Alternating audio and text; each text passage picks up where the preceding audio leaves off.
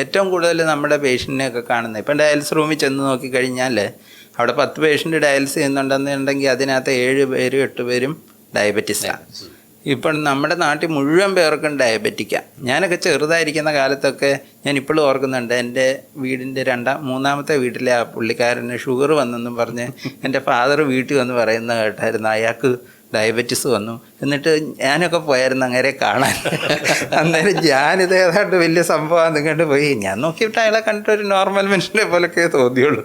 എന്നാലും ഇപ്പം അങ്ങനെ ഒരു സംഭവം ഇല്ല. ആർക്കെങ്കിലും ഡയബറ്റീസ് ഉണ്ടെന്ന് പറഞ്ഞാൽ ആരെങ്കിലും ഒരു രോഗമായിട്ട് പോലും ആൾക്കാർ കൺസിഡർ ചെയ്യാത്ത കുഴപ്പമാണ്. അതാണ് ഇതിൻ്റെ ഏറ്റവും വലിയ പ്രശ്നം എനിക്ക് തോന്നുന്നത്. ഈ ഡയബറ്റീസ് ബാധിക്കാത്ത ഏത് അവയവമുണ്ട്?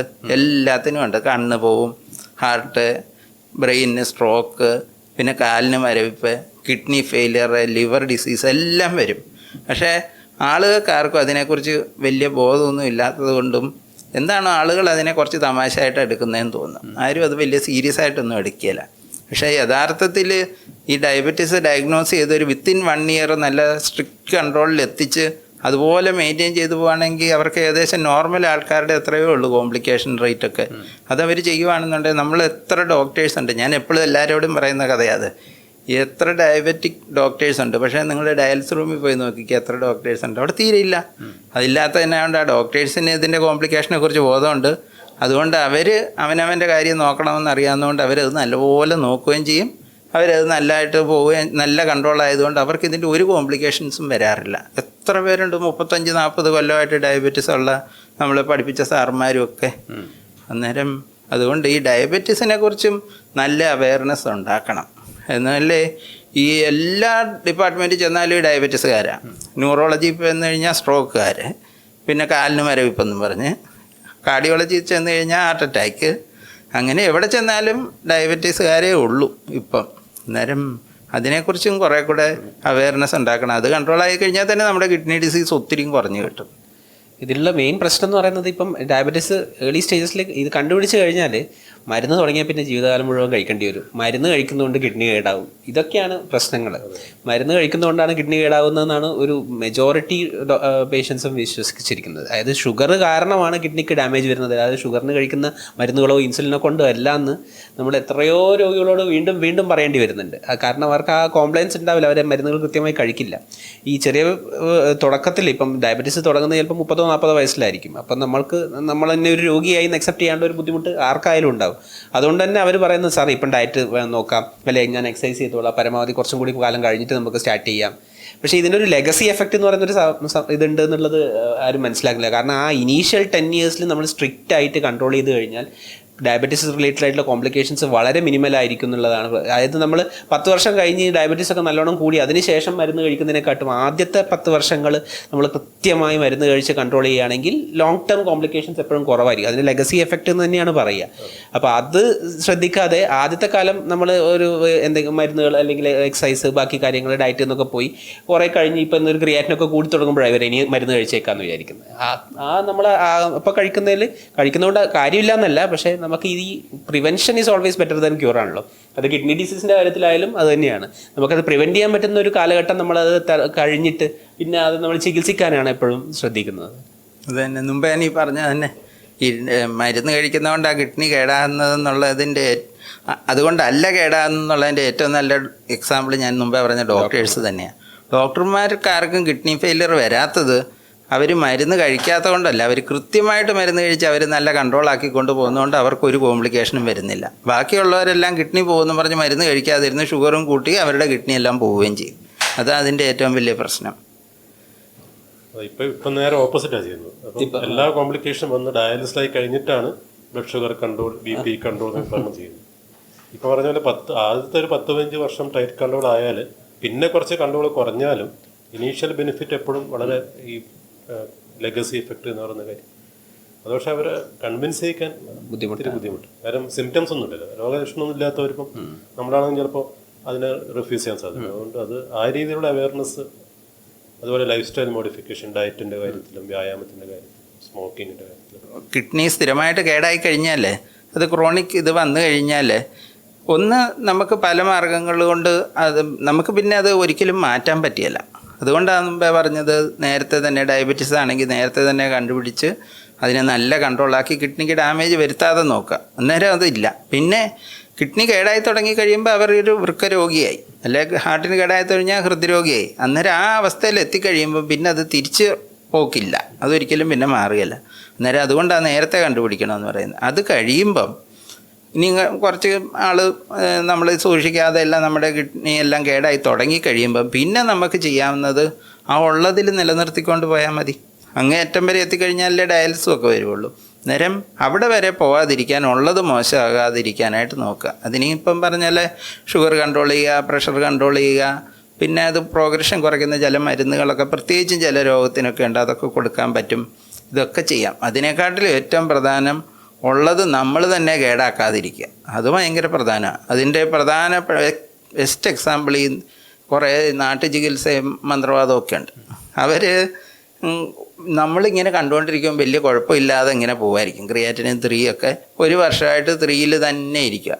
അന്നേരം അവരുടെ അടുത്ത് ചെന്ന് പറഞ്ഞ ഉടനെ അവർ പറയും, ഈ 1 കൊല്ലമായിട്ടും അതിന് ഒരു കുറവും കിട്ടിയിട്ടില്ലല്ലോ, ഞാനിത് ശരിയാക്കി തരാമെന്ന് പറഞ്ഞ് ഏതാണ്ട് ഒരു സാധനം കൊടുക്കും.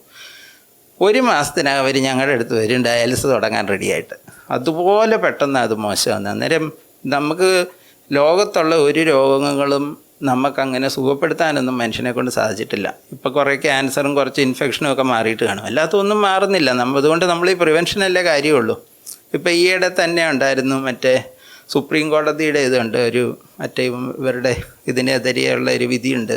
ഈ പരസ്യം അതവർ diabetes cure, hypertension cure, kidney cure എന്നൊക്കെ പറഞ്ഞുകൊണ്ട് അവർ മരുന്നിറക്കുന്നത്. അന്നേരം അങ്ങനെ ഒരു സംഭവം ലോകത്തില്ല.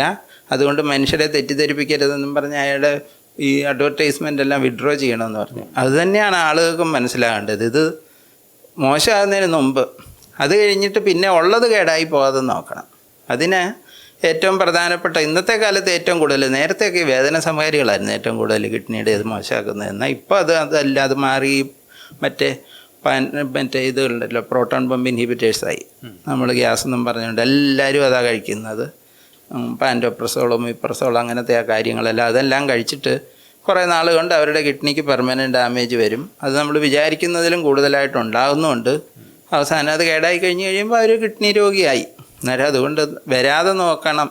അതിന് പ്രത്യേകിച്ച് നമ്മളാൽ അതിനെ കേടാക്കരുത്. ഇത്തരം മരുന്നുകൾ പ്രധാനമായിട്ട് ഏറ്റവും കോമൺ എന്താ പറഞ്ഞ പോലെ മുമ്പ് പെയിൻ കില്ലേഴ്സ് ആയിരുന്നു. ഇപ്പോൾ ഒരു പരിധിവരെ ഇപ്പോൾ ഇങ്ങനെ ഇതുപോലുള്ള അവയർനെസ്സും ടോക്കും എല്ലാം കാരണം കുറേ പേരൊക്കെ ഈ വേദന സംഹാരികൾ പ്രശ്നമാണെന്നുള്ളത് സമൂഹത്തിലൊരു ഒരു പൊതുധാരണ വന്നിട്ടുണ്ട് എന്തായാലും. എന്നാലും വേദന സംഹാരികൾ കഴിച്ചിട്ട് കിഡ്നി ഡയറായിട്ട് എത്തിവരുന്ന എത്രയോ പേര് നമ്മൾ കാണുന്നില്ലേ. അത് 1-2 ദിവസം കഴിക്കുന്ന പോലെ ഒന്നുമല്ല, കാലങ്ങളോളം. ഇപ്പം പ്രത്യേകിച്ച് പ്രായവരൊക്കെ ആണെങ്കിൽ ഓസ്റ്റിയോആർത്രൈറ്റിസും മുട്ടിന് തേയ്മാനവും കാര്യങ്ങളൊക്കെ ഉണ്ടാവും. അതിന് നമുക്ക് ഈ പെയിൻ കില്ലേഴ്സ് അല്ലല്ലോ ഒരു പ്രതിവിധി. അത് സ്ഥിരമായിട്ട് പെയിൻ കില്ലേഴ്സ് കഴിച്ച് കിഡ്നി കേടായി വരുന്നവരുണ്ട്. പിന്നെ ഈ ഒറ്റമൂലികൾ, പിന്നെ ഇപ്പോൾ പുതുതായിട്ടുള്ളത് കുറേ ജ്യൂസുകളും കാര്യങ്ങളൊക്കെ ഇറങ്ങിയിട്ടുണ്ട്. എന്തൊക്കെയോ ജ്യൂസുകൾ മാർക്കറ്റിൽ, എത്രയൊക്കെ ഹെൽത്ത് സപ്ലിമെൻറ്റ്സ്, അല്ലെങ്കിൽ ചിലപ്പോൾ കിഡ്നി നന്നാവാനെന്ന് പറഞ്ഞിട്ടും കുറേ ജ്യൂസുകളൊക്കെ വന്നിട്ടുണ്ട്. ഈ പറയുന്ന പോലെ 100% ക്യൂർ. ഇതിനൊന്നും മാജിക് ഇല്ല എന്നുള്ളത്. കാരണം ഈ സയൻസ് ഇവോൾവ് ചെയ്തിരിക്കുന്നത് 5-10 വർഷം കൊണ്ടല്ല, എത്രയോ കാലത്തെ പഠനങ്ങളിലൂടെ കണ്ടുപിടിച്ചിട്ടുള്ള കാര്യങ്ങളാണ് നമ്മൾ ഈ കൊടുക്കുന്ന മരുന്നുകളും കാര്യങ്ങളും. ആ പഠനങ്ങളിലൂടെ തന്നെ മനസ്സിലായിട്ടുള്ള കാര്യമാണ് പെർമനൻ്റ് ആയിട്ടുള്ള ഡാമേജ് വന്നു കഴിഞ്ഞാൽ അതൊരിക്കലും റിക്കവർ ആവില്ല എന്നുള്ളത്. പക്ഷേ ജനങ്ങൾക്ക് ഇങ്ങനത്തെ ഓരോ മിഥ്യാധാരണകൾ കൊടുത്തിട്ട് ബിസിനസ് ആണല്ലോ, എത്ര പേര് പോയി വാങ്ങും. കിഡ്നി നന്നാവും എന്ന് പറഞ്ഞു കഴിഞ്ഞാൽ സ്വാഭാവികമായും ആൾക്കാർ അത് പോയി വാങ്ങുകയും ചെയ്യും, കുടിക്കുകയും ചെയ്യും. അതിനെക്കൊണ്ട് വീണ്ടും കിഡ്നി കേടായി നമ്മുടെ അടുത്ത് തന്നെ വരികയും ചെയ്യും. അതൊക്കെ ഇപ്പം ഇതിനൊക്കെ ഒരു നമുക്ക് പറഞ്ഞു കൊടുക്കാൻ, നമ്മുടെ അടുത്ത് വരുന്ന പേഷ്യൻസിനോട് നമുക്ക് പറഞ്ഞു കൊടുക്കാൻ പറ്റും. പക്ഷേ ഒരു പൊതുസമൂഹത്തിൽ എത്രത്തോളം ഇതൊക്കെ അങ്ങോട്ട് എത്തുന്നുണ്ട് എന്നുള്ളത് നമുക്കറിയാത്ത കാര്യമല്ലേ. ഇനി വേദന ഗുളിക പറഞ്ഞപ്പോഴാണ് എന്നോർത്ത്, ഈ ആൾക്കാർക്കൊക്കെ ഇവർ പറയാം അലോപ്പതി മരുന്ന് കഴിച്ചാലേ കിഡ്നി കേടാവുള്ളൂ. അലോപ്പതി ഒന്നുമല്ല, ഏത് കഴിച്ചാലും കിഡ്നി കേടാകാനുള്ള വേദന ഗുളിക ഏതിൻ്റേത് കഴിച്ചാലും, അലോപ്പതി ആണേലും ആയുർവേദമാണേലും പച്ചമരുന്നാണേലും ഹോമിയോ ആണേലും എന്നാണേലും കേടാകുകയാണെങ്കിൽ കേടാകും. അതായത് എല്ലാവരും പണ്ട് ഞാനൊക്കെ പഠിക്കുമ്പോൾ സാറ് പറയായിരുന്നു, ഏതെങ്കിലും ഒരു ഡ്രഗിന് ഇഫക്റ്റ് ഉണ്ടെങ്കിൽ എപ്പോഴും സൈഡ് ഇഫക്റ്റും കാണുമെന്ന്. അല്ലാതെ ഒരു പെർഫെക്റ്റ് ആയിട്ടുള്ള ഒരു സാധനം, വേറെ ഒരു ഡാമേജും ഇല്ലാത്ത സാധനം എന്ന് പറയുന്നത് മനുഷ്യൻ ഇതുവരെ ഉണ്ടാക്കിയിട്ടുണ്ടെന്ന് എനിക്ക് തോന്നുന്നില്ല. അതുകൊണ്ട് ഏത് രീതിയിലുള്ള വേദന ഗുളികയാണേലും ഒഴിവാക്കണം, അല്ലാതെ വെറുതെ അലോപ്പതി മാത്രമൊന്നുമല്ല. അതുപോലെ ഈ പിന്നെ കാർഡിയോളജിയുമായിട്ട് ബന്ധപ്പെട്ടിട്ട് നമ്മൾ ആൻജിയോഗ്രാം ചെയ്യുമ്പം അതിനെ കൊണ്ട് കിഡ്നി ഫെയിലർ വരിക എന്നുള്ളൊരു പേടി പൊതുവെ ആൾക്കാർക്കാണ്. വളരെ അത്യാവശ്യമുള്ള കണ്ടീഷനായിരിക്കും, എന്തായാലും ആൻജിയോഗ്രാം ചെയ്യണം, ആൻജിയോപ്ലാസ്റ്റി ചെയ്യണം പക്ഷെ അതുകൊണ്ട് ക്രിയാറ്റിനും കൂടുതൽ, അതുകൊണ്ട് ഞാൻ ചെയ്യുന്നില്ല എന്ന് പറയുന്ന ആൾക്കാർ ഒരുപാടുണ്ട്. അപ്പോൾ അതിൻ്റെ എന്താ സാറിൻ്റെ? അല്ല, ഞാനെപ്പോഴും അവരോട് പറയുന്നത്, ഇന്നത്തെ കാലത്ത് ആ ആൻജിയോഗ്രാം ചെയ്യുന്നത് രക്തക്കുഴൽ കാണാനാണല്ലോ. അന്നേരം നമ്മൾ വെറുതെ ഒരു എക്സ്റേ എടുത്ത് നോക്കിക്കഴിഞ്ഞാൽ അതിനകത്തൊന്നും കാണുകയില്ല, രക്തക്കുഴൽ ഒരിക്കലും കാണാൻ പറ്റില്ല. അന്നേരം അത് കാണാൻ വേണ്ടി എക്സ്റേക്കകത്ത് കാണാവുന്ന ഒരു ഡൈ അവർ ഇഞ്ചെക്റ്റ് ചെയ്യും. ആ സമയത്ത് ഒരു എക്സ്റേ എടുക്കുമ്പോൾ അതിനകത്ത് ഇതിൻ്റെ ഔട്ട്ലൈൻ കാണാൻ പറ്റും. അങ്ങനെ അവർ നോക്കുന്നത്. പക്ഷേ അതിൻ്റെ കുഴപ്പം ആ ഡ്രഗ്, ആ ഇഞ്ചെക്റ്റ് ചെയ്യുന്ന ആ സാധനം, ആ ഡൈ കൊണ്ട് കിഡ്നിക്ക് ഡാമേജ് വരാം. പക്ഷേ നേരത്തെ ഉപയോഗിക്കുന്ന ഡൈ ഒന്നും അല്ല. പണ്ട് കാലത്തൊക്കെ ഒത്തിരി പേർക്ക് കിഡ്നി ഫെയിലിയർ വരുമായിരുന്നു ഈ ഡൈ കൊണ്ട് മാത്രം. ഞാനൊക്കെ ഹൗസ് സർജനൊക്കെ ആയിരിക്കുന്ന സമയത്തൊക്കെ, അത് ഒത്തിരി കാലം മുമ്പാണ്, എന്നാലും അന്നൊക്കെ ഒരുവിധം എനിക്ക് തോന്നുന്നത് നല്ല 50% കൂടുതൽ പേർക്കും വരുമായിരുന്നാണ് എനിക്ക് തോന്നുന്നത്. ഇവർ ഈ ഓരോ ഇൻവെസ്റ്റിഗേഷനൊക്കെ ചെയ്യുമ്പോൾ ഇത് ഇഞ്ചെക്റ്റ് ചെയ്തിട്ട്. ഇപ്പം അത് നമ്മൾ കാർഡിയോളജിയിൽ പോയി നോക്കിക്കഴിഞ്ഞാൽ എത്ര പേർക്കാണ് ഇത് ചെയ്യുന്നത്. അതിനകത്ത് ആർക്കും തന്നെ കേട് വരാറില്ല. അത് ഭയങ്കര റെയറാണ്. പ്രത്യേകിച്ചും ഈ മരുന്ന് ഇതാണല്ലോ നമുക്ക് കേട് വരുത്തുന്നത്.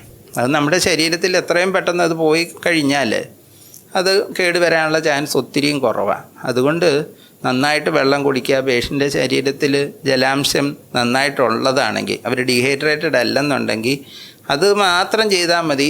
കിഡ്നി ഫെയിലിയർ ഇതുകൊണ്ട് വരാതിരിക്കാനായിട്ട് നമുക്ക് നല്ലപോലെ തടയാൻ പറ്റും. തീരെ കുറച്ച് പേർക്ക് ഇപ്പം അങ്ങനെ ഉണ്ടായി കാണാറുള്ളൂ. ഇത് ഈ കിഡ്നിയുടെ അതിൻ്റെ ഈ പ്രവർത്തനം കുറയുന്നതാണല്ലോ കിഡ്നി ഫെയിലിയർ എന്ന് പറയുന്നത്. അന്നേരം കിഡ്നി ഫെയിലിയറും കിഡ്നി ഡിസീസും ശരിക്കും ഒന്നല്ല.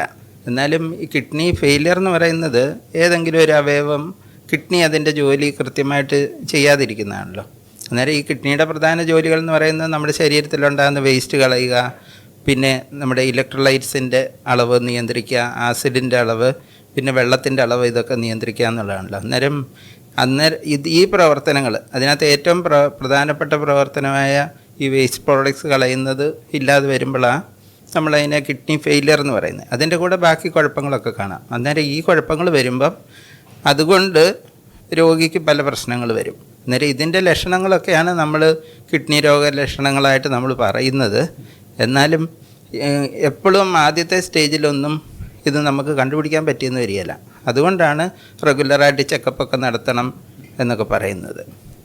ഈ ഒരു കിഡ്നി ഡിസീസിൻ്റെ അവയർനെസ്സിൻ്റെ ഏറ്റവും വലിയ ഇമ്പോർട്ടൻസും അതാ. നമ്മുടെ സാധാരണ അസുഖങ്ങൾക്ക് ഇപ്പം ഒരു ഹാർട്ടിനൊരു പ്രോബ്ലം വന്ന് നെഞ്ചുവേദന എന്ന് പറഞ്ഞാൽ പെട്ടെന്ന് നമ്മൾ അനുഭവവേദ്യമാവുന്നൊരു കാര്യമാണ്. രോഗികളും അത് പെട്ടെന്ന് മനസ്സിലാക്കും. ഇപ്പം നെഞ്ചുവേദന വരുന്നത്, എനിക്ക് എന്തൊരു കുഴപ്പമുണ്ടെന്ന് പറഞ്ഞാൽ അവർ പെട്ടെന്ന് ഡോക്ടറെ പോയി കാണിക്കും. പക്ഷേ ഈ കിഡ്നിയുടെ അസുഖങ്ങൾക്കുണ്ടാകുന്ന ഏറ്റവും വലിയ പ്രശ്നം എന്ന് പറഞ്ഞാൽ അതിൻ്റെ ഒരു ഇനീഷ്യൽ സ്റ്റേജസിൽ നമുക്ക് ഒരു പ്രോപ്പർ ലക്ഷണങ്ങളോ വലിയ കാര്യമായിട്ടുള്ള ശാരീരിക അവസ്ഥകളോ ബുദ്ധിമുട്ടുകളോ ഒന്നും ഉണ്ടാവില്ലല്ലോ. അപ്പം ഏർലി സ്റ്റേജസിൽ ചിലപ്പം ആകെ രാത്രി ഇടക്കിടക്ക് മൂത്രമൊക്കെ എണീക്കുക, അല്ലെങ്കിൽ കുറച്ച് മൂത്രത്തിൽ കൂടുതൽ ഒരു പത പോലെ വരിക, അതെല്ലാവരും ചിലപ്പോൾ നോട്ടീസ് ചെയ്ത് കൊള്ളണമെന്ന് പോലും ഇല്ല. അപ്പോൾ അങ്ങനെ വരുമ്പോൾ ഏറ്റവും കൂടുതൽ അവയർനെസ് വേണ്ട ഒരു മേഖലയാണ് ഈ കിഡ്നിയുമായി ബന്ധപ്പെട്ടിട്ടുള്ളത്. കാരണം കിഡ്നിയുടെ അസുഖങ്ങൾക്കുള്ള ഏറ്റവും വലിയൊരു പ്രോബ്ലം എന്ന് പറയുന്നതും അത് തന്നെയാണ്. ഇനീഷ്യൽ സ്റ്റേജസിൽ അതിന് കൃത്യമായ ലക്ഷണങ്ങളോ പ്രശ്നങ്ങളോ ഒന്നും ഇല്ലാതിരിക്കുകയും പലപ്പോഴും മിസ് ചെയ്ത് പോകാൻ സാധ്യത കൂടുതലും ഉള്ളതാണ്. പിന്നെ കുറച്ചും കൂടി കഴിയുമ്പോഴാണ്, അല്ലെങ്കിൽ ചില കേസുകളിലാണ് നമുക്ക് കുറച്ച് നേരത്തെ തന്നെ സിംറ്റംസ് വരും, അവരെ ഉടനെ നെഫ്രോളജിസ്റ്റിനെ കണ്ട് അതിൻ്റെ ചികിത്സ എടുക്കുകയോ ചെയ്യുന്നത്. നമുക്ക് എത്രയോ കേസുകൾ ഇപ്പോൾ ചെറിയ പ്രായത്തിൽ തന്നെയുള്ള പ്രശ്നങ്ങൾ ഉണ്ടായിട്ട് പോലും അറിയാണ്ട് പോവുകയും അവസാനം ഒരു ഇറിവേഴ്സിബിൾ ഡാമേജ് ആയി കിഡ്നി ഫെയിലിയറായി വന്ന് ഡയാലിസിസ് ഒക്കെ തുടങ്ങേണ്ട എത്രയോ കേസുകൾ നമ്മൾ കാണുന്നുണ്ട്. അത് ഈ കിഡ്നി ഡിസീസ് എന്ന് പറയുമ്പം ഏർലി സ്റ്റേജസ് ആണ് പൊതുവെ. അപ്പോൾ സാറ് പറഞ്ഞ പോലെ ഈ കിഡ്നി ഫെയിലിയർ എന്ന് പറയുമ്പോഴേക്കും നമുക്ക് ഡയാലിസിസോ ട്രാൻസ്പ്ലാന്റേഷനൊക്കെ വേണ്ടി വരുന്ന അവസ്ഥയിലേക്ക് അത് പ്രോഗ്രസ് ചെയ്ത് കഴിഞ്ഞു. അപ്പോൾ നമ്മൾ യൂഷ്വലി പറയുന്ന kidney disease chronic kidney disease അല്ലേ, നമ്മുടെ CKD എന്ന് പറയുന്നത്. അത് ഗ്രാജുവലി പ്രോഗ്രസ് ചെയ്യുന്നൊരു സംഭവമാണ്. ഒരു ഓവർ 10 to 20 years ആണ് അത് പ്രോഗ്രസ് ചെയ്ത് കിഡ്നി ഫെയിലിയറിലേക്ക് വരും. അപ്പോൾ നമ്മൾ നേരത്തെ തന്നെ അത് കണ്ടുപിടിക്കുകയാണെങ്കിൽ നമുക്ക് ആ പ്രോഗ്രഷനെ കുറച്ചും കൂടി ഒന്ന് സ്ലോ ആക്കാൻ പറ്റും. ഒരു 5 വർഷം കൊണ്ട് ക്രിയാറ്റിൻ കൂടി പോകുന്നതിന് നമുക്ക് 20 വർഷം 30 വർഷമൊക്കെ അതിനെ ഒന്ന് സപ്രസ് ചെയ്ത് വെച്ച് കിഡ്നി ഫെയിലിയറിലേക്ക് പോകാണ്ട് ചെയ്യാൻ പറ്റുമല്ലോ. അപ്പോൾ നമ്മൾ നേരത്തെ അത് എങ്ങനെ കണ്ടുപിടിക്കും ഒരാൾക്ക് CKD ഉണ്ടോ എന്നുള്ളത്? അത് വളരെ പ്രധാനപ്പെട്ട ഒരു കാര്യമല്ല. നേരത്തെ കണ്ടുപിടിച്ചാലല്ലേ നമുക്ക് അതിൻ്റെ പ്രോഗ്രഷനും പ്രിവെൻറ്റ് ചെയ്യാൻ പറ്റുള്ളൂ. അതിന് സാർ എന്തെല്ലാം അഡ്വൈസ്? അത് എപ്പോഴും ഈ ഏറ്റവും ഈസി ആയിട്ട് ചെയ്യാവുന്നത്, ഇപ്പം നമ്മളൊക്കെ ഈ ഇടയ്ക്കിടയ്ക്ക് ക്യാമ്പൊക്കെ നടത്തുമല്ലോ, ഈ കിഡ്നി ഡിസീസ് ഡിറ്റക്ഷൻ ക്യാമ്പ് എന്നൊക്കെ പറഞ്ഞ്. അന്നേരം ഈ കിഡ്നിയുടെ ജോലി ശരിക്കും ഒരു അരിപ്പ പോലെ, നമുക്ക് വേണ്ടാത്തതൊക്കെ അതിൽ കൂടെ അരിച്ച് കളയുക, നമുക്ക് വേണ്ടത് നമ്മുടെ ശരീരത്തിൽ നിലനിർത്തിക്കൊണ്ട് പോകാം. പക്ഷേ ഈ അരിപ്പ കേടായി തുടങ്ങുമ്പം നമുക്ക് വേണ്ടുന്ന സാധനങ്ങൾ പോയി തുടങ്ങും. അതാണല്ലോ ആദ്യം കാണുന്നത്. അതുകൊണ്ടാണ് ഈ പ്രോട്ടീൻ അതിനകത്തൂടെ വരുന്നതുകൊണ്ട്, മൂത്രത്തിൽ കൂടെ ആൽബുമിൻ വരുന്നതുകൊണ്ട് ആ മൂത്രത്തിനൊരു പതച്ചിൽ കാണും. നമ്മൾ ഈ പാലൊക്കെ ഒഴിക്കുമ്പം കണ്ടില്ലേ, നല്ല വെള്ളം ചേർക്കാത്ത പാലാണെന്നുണ്ടെങ്കിൽ അത് ഒഴിച്ചാൽ നല്ല പതഞ്ഞിരിക്കും. ഒത്തിരി വെള്ളം ഉണ്ടെന്നുണ്ടെങ്കിൽ അത് പതയൊന്നുമില്ല.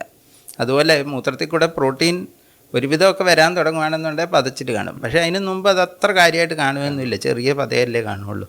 അന്നേരം ഈ കിഡ്നി ഡിസീസ് നമ്മൾ ഈ ക്യാമ്പൊക്കെ നടത്തുമ്പോൾ അതിനകത്ത് എപ്പോഴും നമ്മൾ ചെയ്യുന്ന 2-3 കാര്യങ്ങൾ, ഏറ്റവും കൂടുതൽ കിഡ്നി ഡിസീസ് ഉണ്ടാക്കുന്നത് ഡയബറ്റീസാണ്. അതുകൊണ്ട് പിന്നെ കിഡ്നി ഫങ്ഷൻ അറിയാൻ വേണ്ടി നമ്മളെപ്പോഴും ക്രിയാറ്റിനാണ് ചെക്ക് ചെയ്ത് നോക്കുന്നത്. അന്നേരം ഞാനിങ്ങനെ ഈ ക്യാമ്പിനൊക്കെ പോകുമ്പം അവർ ഏറ്റവും അത്യാവശ്യം ഏതൊക്കെ ടെസ്റ്റ് ചെയ്യണമെന്ന് ചോദിക്കുമ്പം ഞാൻ സാധാരണ പറയുന്നത് ഈ കിഡ്നി ഡിസീസിൻ്റെ ഭാഗമായിട്ട് അനീമിയ കാണാം, അല്ലെങ്കിൽ തന്നെ രക്തക്കുറവ് കാണാം. അതുകൊണ്ട് ഞാൻ എപ്പോഴും അവരോട് പറയുന്നത് ഹീമോഗ്ലോബിനും രക്തക്കുറവൊക്കെ ഉണ്ടോയെന്നറിയാം, ക്രിയാറ്റിനും പിന്നെ ബ്ലഡ് ഷുഗറും ഒരു യൂറിൻ റൊട്ടീനും. അത്രയും സാധനങ്ങളൊക്കെ ചെയ്ത് കഴിഞ്ഞാൽ ഒരു വിധം മിസ് ചെയ്യാതൊക്കെ നമുക്ക് കിട്ടും എന്നാണ് എനിക്ക് തോന്നുന്നത്. ഇതിലിപ്പം നമുക്ക് കുറച്ചൊരു ഹൈ റിസ്ക് പോപ്പുലേഷൻ എന്തായാലും ഉണ്ട്. ഇപ്പം നമുക്ക് യൂണിവേഴ്സിറ്റി എല്ലാവരും എപ്പോഴും കിഡ്നി ടെസ്റ്റ് ചെയ്യണമെന്ന് പറയുന്നത് ഒരു പ്രായോഗികമായിട്ടുള്ള കാര്യമൊന്നുമല്ല. പക്ഷേ എന്നാലും ചിലർ കൂടുതൽ റിസ്ക് ഉള്ളവരാണ്, അല്ലെങ്കിൽ അവർക്ക് ആ ഒരു ഈ വൃക്ക സംബന്ധമായ അസുഖങ്ങൾ വരാൻ സാധ്യത കൂടുതലുള്ളവർ എന്നുള്ള ഒരു പോപ്പുലേഷൻ ഉണ്ടല്ലോ. ഉദാഹരണത്തിന് ഇപ്പോൾ സാറ് പറഞ്ഞ പോലെ ഡയബറ്റീസ് ആണ് ഏറ്റവും വലിയ, നമ്മുടെ ഇവിടെ കണ്ടുവരുന്ന ഡയബറ്റീസും ഹൈപ്പർ ടെൻഷനുമാണ് ഏറ്റവും കോമൺ ആയിട്ട് കിഡ്നിയുടെ ഡാമേജ് ഉണ്ടാക്കുന്നത്. അപ്പം ഡയബറ്റീസും ഹൈപ്പർ ടെൻഷനും ഉള്ളവർ അറ്റ്ലീസ്റ്റ് വർഷത്തിൽ ഒരിക്കലെങ്കിലും ഒരു ഈ സാറ് പറഞ്ഞ പോലെ ഒരു ബേസിക് ടെസ്റ്റെങ്കിലും ചെയ്ത് നോക്കുക എന്നുള്ളത് വളരെ ഇമ്പോർട്ടൻ്റാണ്.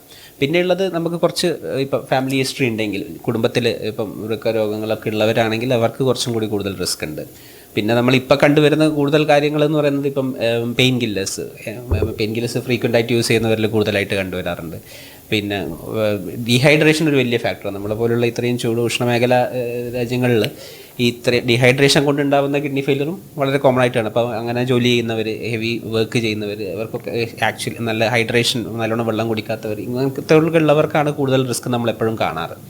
ഇങ്ങനെയുള്ളൊരു ഹൈ റിസ്ക് പോപ്പുലേഷനെ കൂടുതൽ ടാർഗറ്റ് ചെയ്യാനും നമുക്ക് പറ്റണം. ഇപ്പോൾ എല്ലാവരോടും പോയിട്ട് കിഡ്നി ടെസ്റ്റ് ചെയ്യാമെന്ന് പറഞ്ഞാൽ ആരും ചിലപ്പം ഒന്ന് പേടിയും ഉണ്ടാവും, ഇത് കണ്ടുപിടിച്ച് കഴിഞ്ഞാൽ പ്രശ്നമല്ലേ എന്നുള്ളൊരു ടെൻഷനും ഉണ്ടാവും. ഇപ്പോൾ നമ്മുടെ ഒ പിയിൽ വരുന്ന ഒരു സ്പെഷ്യൽ പോപ്പുലേഷൻ നോക്കിയിട്ടുള്ളത് ഒബീസിറ്റി ഉള്ള ആൾക്കാരില്ല, അമിതവണ്ണമുള്ള ആൾക്കാർ ഇപ്പം ഭയങ്കര കോമണാണ്. നമ്മുടെ ലൈഫ് സ്റ്റൈൽ ഡിസീസ് എൻ്റെ ഒരു ടൈപ്പാണത് ഒബീസിറ്റി എന്ന് പറയുന്നത്. അപ്പോൾ ഈ അമിതവണ്ണമുള്ളവരിലും എനിക്ക് തോന്നുന്നത് ഈ യൂറിൻ്റെ പ്രോട്ടീൻ ലീക്ക് വരിക, അതുപോലെ യൂറിക് ആസിഡ് കൂടുക, പിന്നെ കൊളസ്ട്രോൾ, അങ്ങനെയൊക്കെ ഹൈപ്പർ ടെൻഷൻ, അതെല്ലാം ഉണ്ടായിട്ട് അവർക്ക് ഈ ഡയബറ്റീസ് പോലെ തന്നെ അത്രയും ഒരു കാരണമാണെന്ന് തോന്നുന്നുണ്ട്. കിഡ്നി അസുഖം വരാനുള്ള ഒരു കാരണമായിട്ട് ഇപ്പോൾ പുതുതായിട്ട് ഇങ്ങനെ കണ്ടുവരുന്നുണ്ട്. അപ്പോൾ എനിക്ക് തോന്നുന്നത് അതും കൂടെ ഈ ഒരു ഹൈ റിസ്ക് പോപ്പുലേഷനിൽ ഉൾപ്പെടുത്തേണ്ടി വരും. പിന്നെ എല്ലാവർക്കും ഒരു സംശയമുള്ള ഒരു കാര്യമായി acute renal failure, chronic renal failure എന്നൊക്കെ പറയുന്നത്. ശരിക്കും ഏറ്റവും പുതിയ ടൈമല്ല, എന്നാലും സാധാരണ ആളുകൾക്ക് അറിയാവുന്നത് തന്നെയാണ് acute renal failure, chronic renal. Acute എന്ന് പറഞ്ഞു കഴിഞ്ഞാൽ ഈ പെട്ടെന്ന് വരുന്നതാണല്ലോ. ആളുകൾക്ക് അതും ക്രോണിക് എന്ന് പറയുന്നതും തമ്മിലുള്ള വ്യത്യാസം ശരിക്കും കൃത്യമായിട്ട് അറിയത്തില്ല. എല്ലാവരും നമ്മളോട് ചോദിക്കാറുണ്ട്, ഈ പെട്ടെന്ന് പേഷ്യൻറ്റിന് ഇപ്പം പാമ്പ് കടിയോ അല്ലെങ്കിൽ എലിപ്പനിയോ അങ്ങനെ എന്തെങ്കിലും ഒരു അസുഖമായിട്ടൊക്കെ വരുമ്പം അവർക്ക് കിഡ്നിയുടെ പ്രവർത്തനം തീരെ മോശമായി കഴിഞ്ഞ് നമ്മൾ ഡയാലിസിസ് തുടങ്ങി കഴിയുമ്പോൾ അവരെപ്പോഴും ചോദിക്കും ഇത് സ്ഥിരമായിട്ട് ചെയ്യേണ്ട വരുമോ എന്ന്. അന്നേരം അക്യൂട്ട് എന്ന് പറയുന്നത് ശരിക്കും ഒരു സ്ഥിരമായ കേടല്ല, എല്ലാവരുടെയും ക്യൂറാവുന്നല്ല. പക്ഷെ എന്നാലും അതിനകത്ത് കൂടുതൽ പേരുടേതും കിഡ്നി റിക്കവർ ചെയ്യും. അത് അക്യൂട്ട് റീനൽ ഫെയിലിയർ. ഏറ്റവും ഇപ്പോൾ പെട്ടെന്നുണ്ടാകുന്ന കിഡ്നി ഫെയിലിയർ റിക്കവർ ചെയ്യാൻ സാധ്യതയുള്ളത് അക്യൂട്ട്. പക്ഷേ ക്രോണിക് എന്ന് പറയുന്നത് സാധാരണ ഈ ഡയബറ്റീസും പ്രഷറും അങ്ങനത്തെ കാര്യങ്ങളൊക്കെ, അല്ലെങ്കിൽ വേദന സംഹാരികളും, പിന്നെ ചിലതരം ഗ്യാസിൻ്റെ മരുന്ന്, പാൻറ്റപ്രസോൾ പോലത്തെ സാധനങ്ങളൊക്കെ ഒത്തിരി കഴിക്കുന്നവർക്കൊക്കെ പതുക്കെ കിഡ്നിക്ക് കേട് വരുന്നതായി ക്രോണിക്ക്. അന്നേരം ക്രോണിക്കിൻ്റെ പ്രാധാന്യം എന്ന് വെച്ചാൽ അത് ഒരിക്കലും മാറുകയല്ലോ. അന്നേരം ഈ ഒരിക്കൽ ഒരാൾക്ക് ക്രോണിക് കിഡ്നി ഡിസീസ് വന്നു കഴിഞ്ഞാൽ, ക്രോണിക്കായിട്ട് പെർമനൻ്റ് ആയിട്ടുള്ള ഒരു ഡാമേജ് വന്നു കഴിഞ്ഞാൽ, സാധാരണ അതൊരു 3 മാസത്തിൽ കൂടുതൽ കിഡ്നിക്ക് കേട് വരുമ്പോഴാണ് നമ്മൾ ക്രോണിക് എന്ന് പറയുന്നത്. അതിൽ എത്തിക്കഴിയുമ്പം അത് പിന്നെ ഒരിക്കലും മാറുകയല്ല. സാധാരണഗതിയിൽ അത് പതുക്കെ പ്രോഗ്രസ് ചെയ്തുകൊണ്ടിരിക്കും. പ്രോഗ്രസ് ചെയ്ത് അവസാനം അവർ കുറേ കാലം കൊണ്ട് അവർ ഡയാലിസിലെത്തും. അവർക്ക് വേറെ ഒന്നും കുഴപ്പങ്ങൾ കൊണ്ട് അവർക്കൊന്നും സംഭവിച്ചില്ലെങ്കിൽ, ഇപ്പം ഉദാഹരണത്തിന് ഇപ്പോൾ ഡയബറ്റീസ് ഉള്ളവരാണെങ്കിൽ അവരുടെ കിഡ്നി പ്രോഗ്രസ് ചെയ്ത് അവിടെ എത്തുന്നതിന് മുമ്പ് അവർക്ക് ഹാർട്ടിൻ്റെ ഡിസീസൊക്കെ വന്ന് എന്തെങ്കിലും സംഭവിക്കാം. അല്ലാന്നുണ്ടെങ്കിൽ പതുക്കെ ഇങ്ങനെ ആകും. ഇതിൻ്റെ പ്രോബ്ലം എന്താണെന്ന് ചോദിച്ചാൽ, ഈ ക്രോണിക് എന്ന് പറയുന്നതിൻ്റെ ആദ്യത്തെ സ്റ്റേജൊക്കെ ഡിറ്റക്റ്റ് ചെയ്യാൻ ഭയങ്കര ബുദ്ധിമുട്ടാണ്. ആളുകൾക്ക് വലിയ ലക്ഷണങ്ങളും കാണിയാലും ഒന്നും കാണിയല്ല. അതിനൊക്കെ വേണ്ടിയാ ഈ കിഡ്നി ഡിസീസ് വരുന്നവർക്ക് നേരത്തെ തന്നെ നമ്മൾ രോഗം കണ്ടുപിടിക്കാനുള്ള സ്ക്രീനിങ് ഒക്കെ തുടങ്ങണമെന്ന് പറയുന്നത്. അതുകൊണ്ട് അത് സമയമായിട്ട് അതങ്ങനെ ചെയ്തുകൊണ്ടിരിക്കണം. ബേസിക്കലി ഇത് തിരിച്ചും വരാറുണ്ട്. ഇപ്പം ഈ ഓൾറെഡി CKD ഇപ്പോൾ ക്രോണിക് കിഡ്നി ഡിസീസ് ആയി ഒരു പെർമനൻ്റ് ആയിട്ടുള്ള മൃഗസ്തംഭനം വന്നവരോട് നമ്മളിപ്പോൾ ഡയാലിസിസിൻ്റെ കാര്യം പറയുമ്പോൾ അവർ എത്ര ദിവസം ചെയ്യേണ്ടി വരും എന്നാണ് ചോദിക്കുക. അതായത് ഒരു എൻ സ്റ്റേജ് റീനൽ ഡിസീസ് ആയിട്ട് വരുന്നവരോട് പറയുമ്പോഴും നമുക്ക് ഡയാലിസിസ് തുടങ്ങാമെന്ന് പറയുമ്പം സാർ എത്ര ഡയാലിസിസ് വേണ്ടി വരും എന്നുള്ളതാണ് അവർക്ക് ഉണ്ടാകുന്ന ഡൗട്ട്. അപ്പോൾ അത് രണ്ടിൻ്റെയും ഈ പറഞ്ഞ പോലെ ഡിസ്റ്റിങ്ഷൻ വളരെ ഇമ്പോർട്ടൻ്റാണ്. ഒരു എൻ സ്റ്റേജ് റീനൽ ഡിസീസ് വന്നു കഴിഞ്ഞാൽ പിന്നെ നമുക്ക് ഡയാലിസിസ് എന്ന് പറയുന്നത് ലൈഫ് ലോങ് ഡയാലിസിസ് എന്ന് പറയുന്നത് നമ്മുടെ ഒരു ജീവൻ നിലനിർത്താൻ അത്യാവശ്യമായ ജീവിതകാലം മുഴുവൻ ചെയ്യേണ്ട ഒരു പ്രൊസീജിയറാണ്. അല്ലെങ്കിൽ ട്രാൻസ്പ്ലാന്റിലോട്ട് പോകണം നമ്മൾ. പക്ഷേ നേരെ മറിച്ച് ഇപ്പം ഈ പറഞ്ഞ പോലെ ഇപ്പോൾ എലിപ്പനി പോലുള്ള അല്ലെങ്കിൽ പാമ്പ് കടിക്കുക അല്ലെങ്കിൽ ഇത് എന്തെങ്കിലും ഒരു ഇൻഫെക്ഷൻ കാരണം മൂത്രപ്പഴുപ്പൊക്കെ കാരണം വരുന്നത് നമ്മൾ കുറച്ച് ദിവസം അല്ലെങ്കിൽ കുറച്ച് ഡയാലിസിസ് ചെയ്യുമ്പോൾ റിക്കവർ ചെയ്ത് വരുന്നതനുസരിച്ച് നമുക്ക് നിർത്താൻ സാധിക്കും. അപ്പോൾ ഇത് രണ്ടും തമ്മിലുള്ള വ്യത്യാസവും നമുക്ക് പൊതുവേ സമൂഹത്തിൽ അത്ര ഒരു ബാക്കിയുള്ള വിഷയങ്ങളെ പോലെയല്ല, കുറച്ചും കൂടി ഒരു ക്ലാരിറ്റി കുറവ് തോന്നാറുണ്ട്. അതെ, ഇപ്പം നമ്മൾ അഡ്മിറ്റായ പേഷ്യൻസ്, ഇപ്പോൾ ICU പേഷ്യൻസും അവരുടെ നമ്മൾ ഡയാലിസിസ് വേണമെന്ന് പറയുമ്പോൾ അവരത് റെസിസ്റ്റ് ചെയ്യാനുള്ള പ്രധാനപ്പെട്ട കാരണം ഇത് സ്ഥിരമായിട്ട് ചെയ്യേണ്ടി വരുമോ എന്നുള്ളൊരു പേടിയുണ്ട്. അപ്പം അന്നേരം നമ്മളിപ്പം ഈ അക്യൂട്ട് കിഡ്നി ഇഞ്ചുറീൻ്റെ സ്വഭാവമൊക്കെ പറഞ്ഞു കൊടുത്താൽ അത് ഒരു 2 ആഴ്ച 4 ആഴ്ച കൊണ്ട് റിക്കവർ ആവും, താൽക്കാലികമായിട്ടൊരു സപ്പോർട്ട് മാത്രമാണെന്ന് പറയുമ്പോൾ അവർ പൊതുവെ അതിനോട് സഹകരിക്കുകയും അതിനെ അംഗീകരിക്കുകയും ചെയ്യുന്നുണ്ട്. അതേപോലെ തന്നെ ഈ സ്ഥിരം ഡയാലിസിസ് ചെയ്യണമെന്ന് പറയുമ്പോഴും അവർക്ക് അത് ആക്സെപ്റ്റ് ചെയ്യാൻ അവരുടെ ജീവിതം തന്നെ മാറിപ്പോയി, അവർ ആകെ അസുഖം കൂടിയ കിടപ്പിലായി പോവുക, അവരുടെ ഒരുപാട് ഡിപ്പെൻഡൻ്റ് ആയി പോവുക, സ്വന്തം കാര്യം ചെയ്യാൻ പറ്റാണ്ട്, അങ്ങനെയൊക്കെ ഒരുപാട് പേടികളുണ്ട്. അപ്പോൾ ഡയാലിസിസ് വളരെയധികം സേഫായിട്ടുള്ള ഒരു ചികിത്സാ രീതിയാണെന്നുള്ളതും അത് രോഗിക്ക് പൊതുവെ അധികം ദോഷങ്ങൾ ഉണ്ടാക്കില്ല, പകരം ഒരുപാട് ഗുണങ്ങളുണ്ടാവും എന്നുള്ളത് നമ്മൾ അവരെ അവെയർ ആക്കേണ്ടത് വളരെ അത്യാവശ്യമാണ്. അപ്പോൾ അതിന് ഡയാലിസിസ് എന്താണ്, അതിന് നമ്മൾ എങ്ങനെ പ്രിപ്പയർഡ് ആവണം, അതിന് ഒരുപാട് ചിലവ് വരുന്നതാണ്, അങ്ങനെയുള്ള കാര്യങ്ങളൊക്കെ അവർ അറിഞ്ഞിരിക്കേണ്ട വളരെ ആവശ്യം തോന്നുന്നുണ്ട്. ഈ പ്രോഗ്രഷൻ്റെ കാര്യം പറഞ്ഞപ്പോഴാണ് ഈ പെർമനൻ്റ് ആയിട്ടൊരു ഡാമേജ് വന്നു കഴിഞ്ഞാൽ അത് കണ്ടുപിടിക്കാൻ നേരത്തെ തന്നെ കണ്ടുപിടിച്ച് കഴിഞ്ഞിട്ട് അത് ഉടനെ തന്നെ എപ്പോഴും ഒരു നെഫ്രോളജിസ്റ്റിനെ കാണണം. അതെന്താണെന്ന് വെച്ച് കഴിഞ്ഞാൽ ഞാൻ മുമ്പേ പറഞ്ഞ 3 മാസം കഴിഞ്ഞ് കഴിഞ്ഞാൽ പിന്നെ അത് പെർമനൻ്റ് ഡാമേജ് ആയി. അതിന് മുമ്പ് ഇപ്പോൾ ഒരു നെഫ്രോളജിസ്റ്റിനെ കാണുവാണെങ്കിൽ അത് അക്യൂട്ടാണോ, എന്തെങ്കിലും ചികിത്സിച്ചാൽ മാറുന്നതാണോ എന്നുള്ളത് അവരെ കൊണ്ട് ഇൻവെസ്റ്റിഗേറ്റ് ചെയ്യിപ്പിച്ച് നോക്കണം. നമുക്ക് എന്തെങ്കിലും ഒരു സഹായം കിട്ടിയാൽ ആ കിഡ്നി റിക്കവർ ചെയ്യുന്നതാണെങ്കിൽ അത് മിസ്സാക്കി കളയരുത്. അങ്ങനെ ഒരു ചാൻസ് നമ്മൾ കളയില്ലല്ലോ. പിന്നെ അല്ലെങ്കിൽ പോലും ഇപ്പം നമുക്ക് സ്ഥിരമായ കേട് വന്നു കഴിഞ്ഞാൽ പിന്നെ നമുക്കത് മാറ്റാനൊന്നും പറ്റിയല്ല. പക്ഷെ നമുക്ക് ആകപ്പാടെ ചെയ്യാവുന്നത് മുന്നോട്ട് മോശമായി പോകുന്ന കാരണങ്ങൾ തടയുവാണെങ്കിൽ അതുകൊണ്ടും കൂടാണ് നെഫ്രോളജിസ്റ്റിനെ കഴിയുന്നത് നേരത്തെ കാണണമെന്ന് പറയുന്നത്. അവർ നോക്കി കഴിയുമ്പം എന്തെങ്കിലും ഈ പ്രോഗ്രഷൻ വരുന്നതിനൊരു കാരണം കണ്ടുപിടിക്കുകയോ അത് തടയുകയൊക്കെ ചെയ്തു കഴിഞ്ഞാൽ ഒരു പരിധി വരെ ഒരുപാട് പേർക്ക് നമ്മൾ സ്ഥിരം കാണുന്നത് സ്ഥിരമായിട്ട് ഈവൻ ഡയാലിസിസ് തുടങ്ങിയ പേഷ്യൻ്റ് വരെയും ചില സമയത്ത് വീണ്ടും ഇൻവെസ്റ്റിഗേറ്റ് ചെയ്യുമ്പോൾ ചില ഫൈൻഡിങ്സൊക്കെ നമ്മൾ കിട്ടാറുമുണ്ട്. ചിലരൊക്കെ റിക്കവർ ചെയ്യാറുമുണ്ട്. അത്ര സാധാരണ അല്ലെങ്കിലും എന്നാലും അങ്ങനെ കാണാറുണ്ട്. അതുകൊണ്ട് എപ്പോഴും ഒരു കിഡ്നി ഡിസീസ് വന്നു കഴിഞ്ഞാൽ ചിലരെല്ലാം പറയും 1.5 അല്ലേ ഉള്ളൂ ക്രിയാറ്റിനിൻ, സാരമില്ല, ഇനി പിന്നെ കാണിക്കാമെന്ന് പറഞ്ഞിരിക്കുക. അവസാനം ഒരു കുറേ കാലം കഴിഞ്ഞിട്ട് കുറേ കൂടെ കൂടി കഴിയുമ്പോഴാണ് വരുന്നത്. പിന്നെ വന്നിട്ട് നമുക്ക് കാണിച്ചിട്ട് പ്രത്യേകിച്ചൊന്നും അതിനെ തടയാനൊന്നും നമുക്ക് കിട്ടുന്നില്ല. അതുകൊണ്ട് കഴിയുന്നത് നേരത്തെ വന്ന് നമ്മൾ നെഫ്രോളജിക്കാരെ തന്നെ കാണിക്കുന്ന എപ്പോഴും ഏറ്റവും നല്ലത്.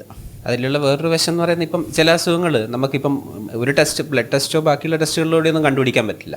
കിഡ്നിയുടെ അസുഖങ്ങൾ കണ്ടുപിടിക്കാനുള്ള ഏറ്റവും ഇമ്പോർട്ടൻ്റ് അല്ലെങ്കിൽ ഏറ്റവും മോസ്റ്റ് സ്പെസിഫിക് ടെസ്റ്റ് എന്ന് പറയുന്നത് കിഡ്നി ബയോപ്സിയാണ്. അതായത് കിഡ്നിയിൽ നിന്ന് കുത്തി പരിശോധിച്ച് നോക്കുന്നത്. അതും നെഫ്രോളജിസ്റ്റ് മാത്രമേ ചെയ്യുള്ളൂ. അപ്പം അതിനും ഒരു ടൈം പീരീഡ് ഉണ്ട്. നമ്മൾ ഈ പറഞ്ഞ പോലെ കുറച്ച് കാലം മുന്നോട്ട് പോയി കഴിഞ്ഞ് കിഡ്നിക്ക് ഒരു ചുരുക്കമൊക്കെ സംഭവിച്ചു കഴിഞ്ഞാൽ, ഇത് കിഡ്നി ഡാമേജ് വരുമ്പോൾ ഉണ്ടാകുന്നത് കിഡ്നി ഇങ്ങനെ ചുരുങ്ങി പോകുക എന്നുള്ളതാണല്ലോ. അപ്പോൾ കിഡ്നിക്ക് ചുരുക്കം സംഭവിച്ചു കഴിഞ്ഞാൽ പിന്നെ നമുക്ക് ആ ബയോപ്സി ചെയ്യാനുള്ള ഒരു ഓപ്ഷൻ പോലും, നമുക്ക് എന്തുകൊണ്ട് കിഡ്നി ഡാമേജ് വന്നു എന്നുള്ള അല്ലെങ്കിൽ ആ അസുഖം കണ്ടുപിടിക്കാനുള്ള ആ ഒരു ടൈം പീരീഡും കൂടി നഷ്ടപ്പെട്ടു പോവുകയാണ്. അപ്പോൾ എപ്പോഴും നേരത്തെ ഇങ്ങനെ ഒരു ചെറിയ പ്രോബ്ലം വരുമ്പോൾ തന്നെ ഏർലി സ്റ്റേജസ് തന്നെയാണെങ്കിൽ നമുക്കിപ്പോൾ ഒരു ബയോപ്സി ചെയ്ത് കണ്ടുപിടിക്കേണ്ട ഒരു അസുഖമാണെങ്കിൽ അത് ബയോപ്സി ചെയ്ത് കഴിഞ്ഞാൽ അതിൻ്റെ അസുഖം കണ്ടുപിടിച്ച് അതിന് കൃത്യമായ ചികിത്സയുണ്ട് മിക്കവാറും അസുഖങ്ങൾക്ക്. അപ്പോൾ ആ ചികിത്സ കൊടുത്തു കഴിഞ്ഞാൽ ഒരു പരിധിവരെ കംപ്ലീറ്റ് റിക്കവറി ഉണ്ടാക്കാൻ പറ്റുന്ന ഇഷ്ടംപോലുള്ള അസുഖങ്ങളും ഉണ്ട്. അത് മിസ്സായി പോയി കഴിഞ്ഞാൽ ഡെഫിനറ്റ്ലി ഇത്തരം അസുഖങ്ങൾ, ഈ ഗ്ലോമറുലർ ഡിസീസ് അല്ലെങ്കിൽ കിഡ്നിക്ക് ഫിൽറ്ററിന് ഉണ്ടാകുന്ന ഡാമേജ് ഉണ്ടാക്കുന്ന അസുഖങ്ങൾ മിസ്സായി പോയി കഴിഞ്ഞാൽ അത് 90% അത് it will end up in dialysis. ആ പേഷ്യൻ്റ് പതുക്കെ പതുക്കെ ക്രിയാറ്റിൻ കൂടുകയും അവസാനം ഒരു സ്ഥായിയായ ഡാമേജ് ഉണ്ടായി ഡയാലിസിസിൽ എത്തിച്ചേരുകയാണ് ചെയ്യുന്നത്. അപ്പോൾ ആ ഒരു റീനൽ ബയോപ്സി അല്ലെങ്കിൽ കിഡ്നി കുത്തി പരിശോധിക്കുക എന്നുള്ളതും നമ്മളെ സംബന്ധിച്ചിടത്തോളം വളരെ പ്രധാനപ്പെട്ട ഒരു ഇൻവെസ്റ്റിഗേഷനാണ്. കിഡ്നി ഡിസീസ് ട്രീറ്റ് ചെയ്യുന്ന ഡോക്ടേഴ്സ് നെഫ്രോളജിസ്റ്റിൻ്റെ പ്രധാനപ്പെട്ട 2 എയിം അവരുദ്ദേശിക്കുന്ന, ഒന്നുകിൽ അസുഖം മാറ്റിയെടുക്കാൻ പറ്റുമോ, ഇനിയിപ്പോൾ മാറ്റിയെടുക്കാൻ പറ്റുന്നില്ലെങ്കിലും അസുഖം പെട്ടെന്ന് കൂടിയിട്ട് ഡയാലിസിൽ ഇപ്പോൾ ട്രാൻസ്പ്ലാന്റ് ഇപ്പോൾ പോകുന്നതിന് പരമാവധി സ്ലോ ആക്കാൻ പറ്റും. അതിൽ ചില അസുഖങ്ങൾ ട്രീറ്റബിൾ ആയിട്ടുണ്ടല്ലോ, അതാണ് ഇപ്പം ബയോപ്സിൻ്റെ കാര്യം പറഞ്ഞു, കിഡ്നി ബയോപ്സി. അതിൽ ഈ നമ്മളിപ്പം പറഞ്ഞ diabetes, hyper tension, obesity, stone disease അല്ലാണ്ട് ചികിത്സിച്ച് മാറ്റാവുന്ന കുറേ അസുഖങ്ങളുണ്ട്. ഇപ്പം ഗ്ലോമറുലാർ ഡിസീസിന് ഇപ്പം പറഞ്ഞല്ലോ, SLE, വാസ്കുലൈറ്റിസ്, IgA നെഫ്രോപ്പതി, അങ്ങനെയുള്ള കാര്യം, മൈലോമ, അങ്ങനെയുള്ള പല അസുഖം, അതൊക്കെ നമുക്ക് ചികിത്സിച്ച് ഭേദമാക്കാൻ പറ്റുന്ന അസുഖം. അതിനാണ് ഈ ഒരു ഇൻവെസ്റ്റിഗേഷൻ ബയോപ്സി എന്ന് പറയുന്നത്. അപ്പോൾ അത് പലപ്പോഴും ഒരു പേഷ്യൻ്റ് നമ്മുടെ അടുത്ത് വരുമ്പോൾ നമ്മൾ സജസ്റ്റ് ചെയ്യും ബയോപ്സി. അപ്പോൾ പലർക്കും ബയോപ്സി എന്ന് കേൾക്കുമ്പം ആ വേർഡിൻ്റെ ഒരു ഇതുകൊണ്ട് ക്യാൻസർ ആണോ എന്നുള്ളൊരു പേടി, അതുകൊണ്ട് മാത്രം പിന്നെ അത് റെസിസ്റ്റ് ചെയ്യുന്ന കുറേ ആൾക്കാരുണ്ട്. പിന്നെ അത് ഒരുപാട് കോംപ്ലിക്കേറ്റഡ് ആണോ എന്നുള്ള, പിന്നെ കുറച്ച് കോസ്റ്റ് ഫാക്ടേഴ്സ് ഉണ്ടാവും. പക്ഷെ എനിക്ക് തോന്നുന്നത് കോംപ്ലിക്കേഷൻ റേറ്റ് എല്ലാം വളരെ വളരെ മിനിമൽ മാത്രമേ ഉള്ളൂ എന്നുണ്ട്. എനിക്ക് പറ്റുവാണെങ്കിൽ പല കണ്ടീഷനിലും നമ്മളൊരു ചികിത്സിക്കാൻ പറ്റുന്ന അസുഖം സസ്പെക്റ്റ് ചെയ്യുമ്പോൾ, അതായത് ഷുഗറോ BP അല്ലാണ്ട് എന്തെങ്കിലും അസുഖം ഉണ്ടാവുമെന്ന് സംശയിക്കുമ്പോൾ നമ്മൾ ബയോപ്സി പറയുകയാണെങ്കിൽ അതിനെ കുറച്ചും കൂടെ അത് ഉൾക്കൊള്ളുന്നതായിരിക്കും ബെനിഫിഷ്യലായിട്ട് തോന്നുന്നു. ഒത്തിരി പേര് ഈവൻ ഡോക്ടർമാർ വരെ ഓരോ പേഷ്യൻറ്റിനെ കാണുമ്പോഴത്തേനും അതിനകത്ത് ക്രിയാറ്റിനിൻ 2 അല്ലേ ഉള്ളൂ, നമുക്ക് പിന്നെ സമയമുള്ളപ്പോൾ നിങ്ങൾ ഒരു നെഫ്രോളജിസ്റ്റിനെ ഒന്ന് കാണിച്ചായിരുന്നു പറഞ്ഞ് വിടും. അതുപോലെ പേഷ്യൻസും അതിന് വലിയ വിലയൊന്നും കൊടുക്കുകയില്ല. പക്ഷേ അതിനകത്ത് ശരിക്കും നെഫ്രോളജിയിൽ ഒരു എമർജൻസി എന്ന് ഏകദേശം പറയാവുന്ന കിഡ്നി രോഗങ്ങളിലെ എമർജൻസി എന്ന് പറയുന്നതാണ് ഈ റാപ്പിഡ്ലി പ്രോഗ്രസീവ് ഗ്ലോമറുലോനെഫ്രൈറ്റിസ് അല്ലെങ്കിൽ ക്രസൻറ്റ് ഗ്ലോമറുലോനെഫ്രൈറ്റിസ് എന്ന് പറയുന്നത്. ഇത് ആഴ്ചകൾ കൊണ്ട് ഇപ്പോൾ ഒരു പേഷ്യൻറ്റിന് ഈ കിഡ്നി ഫെയിലിയർ വന്നാൽ അത് അക്യൂട്ടായി, അത് സ്ഥിരമായ ഡാമേജ് ആണെങ്കിൽ ക്രോണിക് എന്ന് പറയും. അത് മുഴുവൻ അതിൻ്റെ പ്രവർത്തനം കുറഞ്ഞ് പേഷ്യൻറ്റിന് ഡയാലിസോ ട്രാൻസ്പ്ലാന്റോ ഇല്ലാതെ ജീവിക്കേണ്ട അവസ്ഥ, അതായത് എൻഡ് സ്റ്റേജ് റീനൽ ഫെയിലിയറിലോട്ട്, അതിന് എൻഡ് സ്റ്റേജ് എന്ന് പറയുന്നത്. അത് എത്തിക്കഴിഞ്ഞാൽ പിന്നെ ഡയാലിസോ ട്രാൻസ്പ്ലാന്റ് ഇല്ലാതെ അവർക്ക് ജീവിക്കാൻ പറ്റില്ല. നമ്മളൊരു പേഷ്യൻറ്റ് കിഡ്നിക്ക് കേടുണ്ടെന്ന് പറഞ്ഞാൽ ഉടനെ ആരും പിടിച്ച് ഡയാലിസിസ് ഒന്നും ചെയ്യല്ലോ. അത് ഇങ്ങനെ ഈ ഒരു അവസ്ഥയിലോട്ട് വരുമ്പോഴേ അത് ചെയ്യുള്ളൂ. എന്നിട്ട് നമ്മളത് ഈ രോഗത്തിന്, ഈ റാപ്പിഡ്ലി പ്രോഗ്രസീവ് ഗ്ലോമറുലോനെഫ്രൈറ്റിസ് ദിവസങ്ങളോ ആഴ്ചകളോ കൊണ്ട് തന്നെ പേഷ്യൻ്റ് എൻഡ് സ്റ്റേജിൽ പോകാം. മറ്റേത് ഈ ഡയബറ്റീസ് ഒക്കെ എത്ര കാലം കൊണ്ട് അവർ എൻഡ് സ്റ്റേജിലെത്തുന്നു, മറ്റേത് ആഴ്ചകൾ കൊണ്ട് വേണം. അതുകൊണ്ട് കുറച്ചെങ്കിലും കിഡ്നിക്ക് കേടായിട്ട് കണ്ട, ക്രിയാറ്റിനും കൂടി, അല്ല യൂറിനകത്ത് കുറച്ച് RBC ഉണ്ട്, അങ്ങനെ എന്തെങ്കിലും ഒരു ഫൈൻഡിങ് കിട്ടിക്കഴിഞ്ഞാൽ ഉടനെ തന്നെ നെഫ്രോളജിസ്റ്റിനെ കാണിക്കണം. ഈ രോഗം മിസ് ചെയ്ത് കഴിഞ്ഞാൽ നമുക്കൊരു വലിയ അവസരമാണ് നഷ്ടപ്പെടുന്നത്. അത് മിസ്സായി പോയി കഴിഞ്ഞാൽ നമ്മുടെ കിഡ്നി നഷ്ടപ്പെട്ടു പോകും. പിന്നെ ട്രാൻസ്പ്ലാന്റും ഡയാലിസിസും മാത്രമേ ഉള്ളൂ. സമയത്ത് ചികിത്സ കിട്ടിക്കഴിഞ്ഞാൽ ചിലപ്പോൾ ഫുൾ റിക്കവറി കിട്ടും. നമുക്ക് ഒരുപാട് അനുഭവങ്ങളുണ്ട് ഇങ്ങനെ വരുന്ന പേഷ്യൻസിന് റിക്കവറി ചെയ്തിട്ട്. ഈ ഒരു ഇതൊക്കെ സ്റ്റേജൊക്കെ കഴിഞ്ഞ് കഴിഞ്ഞാലാണ് പിന്നെ നമ്മൾ ഇപ്പോൾ ഒരു ട്രീറ്റബിൾ ആയിട്ടുള്ള കോഴ്സ് ട്രീറ്റ് ചെയ്ത് മാറ്റാൻ പറ്റുമെന്ന് ശ്രമിക്കുക. മാറ്റാൻ പറ്റുന്നില്ല, നേരത്തെ പറഞ്ഞ പോലെ അതിൻ്റെ അറ്റ്ലീസ്റ്റ് ആ ഒരു പ്രോഗ്രഷൻ, അത് ഒരു എൻഡ് സ്റ്റേജിലോട്ട് എത്തുന്ന, അല്ലെങ്കിൽ അതൊരു റീനൽ റീപ്ലേസ്മെൻറ്റ്, കിഡ്നിക്ക് പകരമുള്ള എന്തെങ്കിലും ഒരു ചികിത്സാ രീതി, ഡയാലിസിസ്, ട്രാൻസ്പ്ലാന്റ് ബോർഡിൽ എത്തുന്ന പ്രോഗ്രഷൻ പരമാവധി തടഞ്ഞു നിർത്തുക. ഇത് രണ്ടുമാണ് നമ്മൾ ഇനീഷ്യലി എപ്പോഴും ഏതൊരു നെഫ്രോളജിസ്റ്റും എയിം ചെയ്യുന്നത് ഇത് രണ്ടുമായിരിക്കും. പക്ഷേ എല്ലാ സന്ദർഭങ്ങളിലും നമുക്കത് പറ്റിക്കൊള്ളുന്നില്ല. സ്വാഭാവികമായിട്ടുള്ള ഒരു പരിണാമം എന്നുള്ള രീതിയിൽ അത് രോഗികൾ ഈ ഒരു എൻഡ് സ്റ്റേജിലോട്ട് എത്തിച്ചേരാം. അതായത് ഒരു ഡയാലിസിസ് അല്ലെങ്കിൽ ട്രാൻസ്പ്ലാന്റ് ഇല്ലാതെ മുമ്പോട്ട് ജീവിതം കൊണ്ടുപോകാൻ പറ്റാത്തൊരവസ്ഥ എത്താം. അപ്പോൾ അങ്ങനെ ഒരു സ്റ്റേജിൽ എത്തുമ്പോഴാണ് നമ്മൾ ഇത്തരം ഓപ്ഷൻസിനെ പറ്റി ആലോചിച്ച് തുടങ്ങുന്നത് അല്ലേ. അതായത് കിഡ്നി റീപ്ലേസ്മെൻറ്റ് തെറാപ്പി എന്നതിന് പറയാം. അതായത് കിഡ്നിയുടെ ജോലി നമ്മൾ മറ്റ് മാർഗ്ഗങ്ങൾ കൊണ്ട് ചെയ്യിപ്പിക്കുക. അതിൽ കോമൺ ആയിട്ടുള്ളത് ഡയാലിസിസ് തന്നെയാണ്. ഹീമോഡയാലിസിസ് എന്ന് പറയുന്ന ഒരു പ്രക്രിയ, പെരിറ്റോണിയൽ ഡയാലിസിസ് എന്ന് പറഞ്ഞിട്ടുള്ള രണ്ടാമത്തെ ഒരു മോഡ് ഓഫ് ട്രീറ്റ്മെൻറ്റ്, പിന്നെ മൂന്നാമത്തത് ട്രാൻസ്പ്ലാന്റ്, കിഡ്നി മാറ്റി വെക്കൽ. We are replacing the kidney അല്ലേ. അപ്പോൾ അതിൽ ഏറ്റവും എന്താ പറയുക, ക്വാളിറ്റി ഓഫ് ലൈഫ്, രോഗിയുടെ ക്വാളിറ്റി ഓഫ് ലൈഫിന് ഏറ്റവും നല്ലത്, അല്ലെങ്കിൽ ലോഞ്ചിവിറ്റി, ലൈഫ് സ്പാൻ കൂടാൻ, അതിൻ്റെ ആയുർദൈർഘ്യം കൂടാനും ഏറ്റവും നല്ല ഓപ്ഷൻ എന്താണെന്ന് ചോദിച്ചാൽ അതിൽ 100% പറയാൻ നമുക്ക് ട്രാൻസ്പ്ലാന്റ് തന്നെയാണ്. പക്ഷേ ഈ പറഞ്ഞ പോലെ ഇക്വിറ്റബിൾ ആക്സസ് ട്രാൻസ്പ്ലാന്റിന് കിട്ടിക്കൊള്ളണമെന്നില്ല. എല്ലാവർക്കും അത് ചെയ്യാൻ പറ്റിയെന്ന് വരില്ല. ഏജ് ഒരു ഫാക്ടർ ആവാം, സോഷ്യൽ ഇഷ്യൂസ് ഉണ്ടാവാം, സാമ്പത്തികമായിട്ടുള്ള പ്രശ്നങ്ങൾ ഉണ്ടാവാം, ഡോണറിനെ കിട്ടാത്തയാവാം. അപ്പോൾ എല്ലാവർക്കും അവൈലബിൾ ആവുന്ന ഒരു പ്രൊസീജിയർ ആവണമെന്നില്ല, അല്ലെങ്കിൽ ട്രീറ്റ്മെൻറ്റ് ഓപ്ഷൻ അല്ല ട്രാൻസ്പ്ലാന്റ്. പക്ഷേ കൂടുതൽ ജനകീയമായി അല്ലെങ്കിൽ കൂടുതൽ ആളുകളിലേക്ക് എത്തിക്കാൻ പറ്റുന്ന ഒരു ചികിത്സാ രീതിയാണ് ഡയാലിസിസ് എന്ന് പറയുന്നത്, പ്രത്യേകിച്ച് ഹിമോ ഡയാലിസിസ് എന്ന് പറയുന്നത്. അതിന് ഗവൺമെൻറ്റിൻ്റെതായിട്ടുള്ള ഭാഗത്തു നിന്നായാലും നമുക്ക് നല്ലൊരു സപ്പോർട്ട് ഇപ്പോൾ കിട്ടുന്നുണ്ട്. അപ്പോൾ ആ ഡയാലിസിസിൻ്റെ ഒരു ഇനീസിയേഷനും ആ ഒരു നമ്മൾ എങ്ങനെ പ്രിപ്പയർ ചെയ്യുന്നൊക്കെ ഉള്ളത് വളരെ ഇമ്പോർട്ടൻ്റ് ആയിട്ടുള്ളൊരു കാര്യമാണ്. ഈ ഡയാലിസിസ് ഒരിക്കലും നമ്മൾ പെട്ടെന്ന് ഒരു ദിവസം പോയിട്ട് ചെയ്യേണ്ട ഒരു കാര്യമല്ല. അത് നമ്മൾ നേരത്തെ തന്നെ പ്ലാൻ ചെയ്തിട്ട് അല്ലേ, ഒരു ഈ കിഡ്നി ഡിസീസ് കൂടി വരുന്നത് കാണുമ്പം നമുക്കറിയാമല്ലോ ഏകദേശം അടുത്ത ഒരു 6 മാസം അല്ലെങ്കിൽ ഒരു 1 year കഴിയുമ്പം ഈ രോഗി ഡയാലിസിസിലേക്ക് പോകാനുള്ള സാധ്യത വളരെയധികം ഉണ്ടെന്ന് മനസ്സിലാക്കി കഴിഞ്ഞാൽ അവരെ മാനസികമായിട്ടും സോഷ്യലായിട്ടും ശാരീരികമായിട്ടൊക്കെ പ്രിപ്പയർ ചെയ്ത് ഡയാലിസിസിലേക്ക് കൊണ്ടുപോകുക എന്നുള്ളതാണ് ഏറ്റവും നല്ലൊരു കാര്യം. അതിന് മുന്നേ ഈ പറഞ്ഞ പോലെ എന്തെങ്കിലും ട്രീറ്റബിൾ ആയിട്ട് ഉണ്ടോ എന്നുള്ളത്, കിഡ്നി ബയോപ്സി അല്ലെങ്കിൽ യൂറിനിൽ ബ്ലഡിൻ്റെ അംശം കൂടുതലുണ്ടോ, അല്ലെങ്കിൽ പെട്ടെന്ന് കൂടുന്ന ക്രിയാറ്റിനാണ്, അങ്ങനെയൊക്കെ ആണെങ്കിൽ ചിലപ്പോൾ ഒരു സെക്കൻഡറി കോസ് ഉണ്ടായേക്കാം. അന്നേരം ഈ ബയോപ്സിയോ മറ്റു ടെസ്റ്റോ ചെയ്തിട്ട് അതിനെ കുറക്കാൻ പറ്റുമെന്ന് നോക്കണം. അതല്ലാത്ത അവസ്ഥയിൽ ഇപ്പം ക്രിയാറ്റിൻ ഗ്രാജുവലി കൂടി വരും, ഓരോ മാസവും ഓരോരോ പോയിന്റ് വെച്ച് കൂടി വരുന്നു. അതിനൊക്കെ വരുമ്പം അതിൻ്റെ അർത്ഥം അതൊരു ക്രോണിക് കിഡ്നി ഡിസീസിൻ്റെ സ്വാഭാവികമായിട്ടുള്ള പ്രോഗ്രഷനായിരിക്കും. അന്നേരം നമ്മളൊരു 6 മാസമൊക്കെ മുൻകൂട്ടി കണ്ടിട്ട് അവരെ ഡയാലിസിന് വേണ്ടി പ്രിപ്പയർ ചെയ്യേണ്ടി വരും. ഡയാലിസിന് വേണ്ടി പ്രിപ്പയർ ചെയ്യുന്ന ഏറ്റവും പ്രധാനപ്പെട്ട കാര്യം അവർക്കൊരു ഡയാലിസിസിൻ്റെ ആക്സസ് ഉണ്ടാക്കുക എന്നുള്ളത്. അതായത് ബ്ലഡ് ശുദ്ധീകരിക്കാൻ, ശരീരത്തിൽ ബ്ലഡ് പുറത്തേക്ക് എടുക്കാനും തിരിച്ചു കൊണ്ടുവരാനുള്ള ഒരു വഴി നമ്മൾ കണ്ടുപിടിക്കേണ്ടി വരും. അതിന് AV ഫിസ്റ്റുല എന്നാണ് പൊതുവെ പറയുന്നത്. അതെനിക്കൊന്ന് നേരത്തെ നമ്മൾ ചെയ്തു വെക്കേണ്ടി വരും. ലേറ്റായിട്ട് ഇത് ചെയ്ത് കഴിഞ്ഞാൽ അത് കഴിഞ്ഞ് ഈ സമയത്ത് തന്നെ ചെയ്തില്ലെങ്കിൽ ഈ പേഷ്യൻസൊക്കെ, പ്രത്യേകിച്ച് ഈ ഡയബറ്റിക് പേഷ്യൻസൊക്കെ അല്ലേ, അവർ പല പ്രാവശ്യം ഹോസ്പിറ്റലിലൊക്കെ അഡ്മിറ്റ് ആവുകയൊക്കെ ചെയ്യും. അന്നേരം സാധാരണ നമ്മളെപ്പോഴും AV ഫിസ്റ്റുല നമുക്ക് രക്തം ഇങ്ങോട്ട് എടുക്കണം ഡയാലിസിന്. ഡയാലിസിസ് എന്ന് പറഞ്ഞാൽ ശരിക്കും ഹീമോ ഡയാലിസിസ് എന്ന് പറയുന്നത് രക്തശുദ്ധീകരണമാണല്ലോ. അന്നേരം നമ്മൾ ബ്ലഡ് അതിലേക്ക് എടുത്ത് ആ മെഷീനിൽ കൂടെ കൊണ്ടുപോയി ഡയലൈസറിൽ കൂടെ കടന്ന് അതിൽ ഈ മോശം വസ്തുക്കളൊക്കെ നീക്കം ചെയ്തിട്ട് അത് തിരിച്ച് ശുദ്ധീകരിച്ച ശേഷം അത് തിരിച്ചു കൊടുക്കുക ചെയ്യുന്നത്. അന്നേരം അതിന് നന്നായിട്ട് ബ്ലഡ് കിട്ടണം. 1 മിനിറ്റിൽ ഏകദേശം 300-350 മില്ലിയോളം ബ്ലഡ് വേണം. അത് നമുക്ക് സാധാരണ ഇത് കുത്തിയാൽ കിട്ടുകയില്ല. അതുകൊണ്ട് ഒരു ആർട്ടറിയിൽ നിന്ന് അങ്ങോട്ട് ബ്ലഡ് കൊടുക്കുന്ന ഇതുണ്ടല്ലോ, നമ്മൾ ഈ പൾസ് കിട്ടുന്നത്, അതിൽ കൂടെ നല്ല ഫ്ലോ ഉണ്ട്. പക്ഷേ വെയിനാണ് നമുക്ക് തിരിച്ച് ബ്ലഡ് കൊണ്ടുവരുന്നതിനകത്ത് തീരെ ഫ്ലോ ഇല്ല. പക്ഷേ അന്നേരം ഇതിനെ രണ്ടിനെയും കൂടെ കണക്ട് ചെയ്ത് കഴിഞ്ഞാൽ, വെയിൻ എന്നാലും വലുതാണല്ലോ, അന്നേരം അത് കണക്ട് ചെയ്ത് കഴിഞ്ഞാൽ, ഈ ആർട്ടറിയും വെയിനും കൂടെ കണക്ട് ചെയ്ത് കഴിഞ്ഞാൽ വെയിൻ നല്ല വലുതായി വരും. കുറച്ച് കാലം കൊണ്ട് ആ വെയിൻ്റെ ഭിത്തി നല്ല കട്ടിയായി വരും. അന്നേരം ഏകദേശം 1.5 മാസം വെയിറ്റ് ചെയ്ത് കഴിയുമ്പോൾ, ഇങ്ങനെ ഒരു കണക്ഷൻ ഉണ്ടാക്കി 1.5 മാസമൊക്കെ വെയിറ്റ് ചെയ്ത് കഴിയുമ്പം അതിൻ്റെ ഭിത്തി വളരെ കട്ടിയായി കഴിയുമ്പം നമുക്ക് പിന്നെയും അതേ കുത്താൻ പറ്റും. ഈ ഡയാലിസിസ് ചെയ്യുമ്പോൾ ഈ സാധാരണ നമ്മൾ ഹോസ്പിറ്റലിൽ ചെല്ലുമ്പം കണ്ടിട്ടില്ലേ, കയ്യിൽ കാനില ഇട്ട് വെക്കുന്നത്, അന്നേരം തന്നെ ആ ഞരമ്പ് പോയി, ആ വെയിൻ അങ്ങ് പോകും. ഇതേസമയം ഇതാണെങ്കിൽ ഇങ്ങനെ വലുതാകുന്നത് കൊണ്ട് നമ്മളത് ഓരോ പ്രാവശ്യം കുത്തിയിട്ട് ഊരിയാലും അത് അടഞ്ഞു പോവുകയില്ല, അതെപ്പോഴും തുറന്ന് തന്നെ ഇരിക്കും. അന്നേരം അതിനുവേണ്ടി അത് ചെയ്യുന്നത്. അന്നേരം സാധാരണ നമ്മളത് എപ്പോഴും ഇടത്തെ കൈയിലാണ് ചെയ്യിപ്പിക്കുന്നത്. പേഷ്യൻറ്റിൻ്റെ നോൺ ഡോമിനൻ്റ് ഹാൻഡ്, അത് അവർക്ക് അധികം ഉപയോഗിക്കേണ്ടാത്ത കൈ. എന്നുവെച്ചാൽ ഡയാലിസിസ് ചെയ്യുമ്പോൾ 4 മണിക്കൂർ അവിടെ അനങ്ങാതെ കിടക്കണം.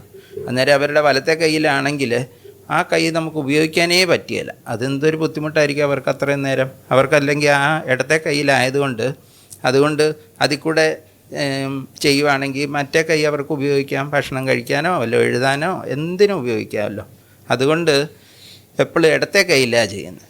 അതുകൊണ്ടാണ് എപ്പോഴും ആ ഹോസ്പിറ്റലിലൊക്കെ എപ്പോഴേലും പോകുമ്പം പേഷ്യൻറ്റിൻ്റെ ഇടത്തെ കൈയിലെ ഞരമ്പ് കുത്തി കളയരുതെന്ന് എപ്പോഴും പറയുന്നത്. അല്ലെ ബ്ലഡ് ടെസ്റ്റ് എടുക്കാനായിട്ട് പേഷ്യൻ്റ് പോകുമ്പോൾ ഈ കിഡ്നി ഫെയിലിയർ ഉള്ള പേഷ്യൻറ്റിന് അവർ മുന്നോട്ട് ഒരിക്കൽ ഡയാലിസൊക്കെ വേണ്ടി വരാം എന്ന് നമുക്ക് സംശയമുള്ളൂ. പ്രത്യേകിച്ച് ഡയബറ്റിക് പേഷ്യൻസൊക്കെ അവരോടൊക്കെ നമ്മളെപ്പോഴും പറയും, ഇടത്തെ കയ്യിൽ നിന്ന് കഴിയുന്ന ബ്ലഡ് എടുക്കരുത്, കൈ കൊണ്ട് ഇടത്തെ കൈ കാനില കുത്തിക്കരുതെന്നൊക്കെ.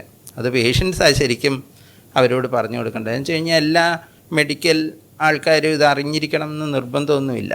അതുകൊണ്ട് അവരെവിടെ ഹോസ്പിറ്റലിൽ പോകുമ്പോൾ അവനവൻ്റെ രോഗത്തിനെക്കുറിച്ച് ഒരു ഇത് വേണം. അന്നേരം അവരത് അവർക്ക് പറഞ്ഞും കൊടുക്കണം ഇത് ചെയ്യരുതെന്നുള്ളത്.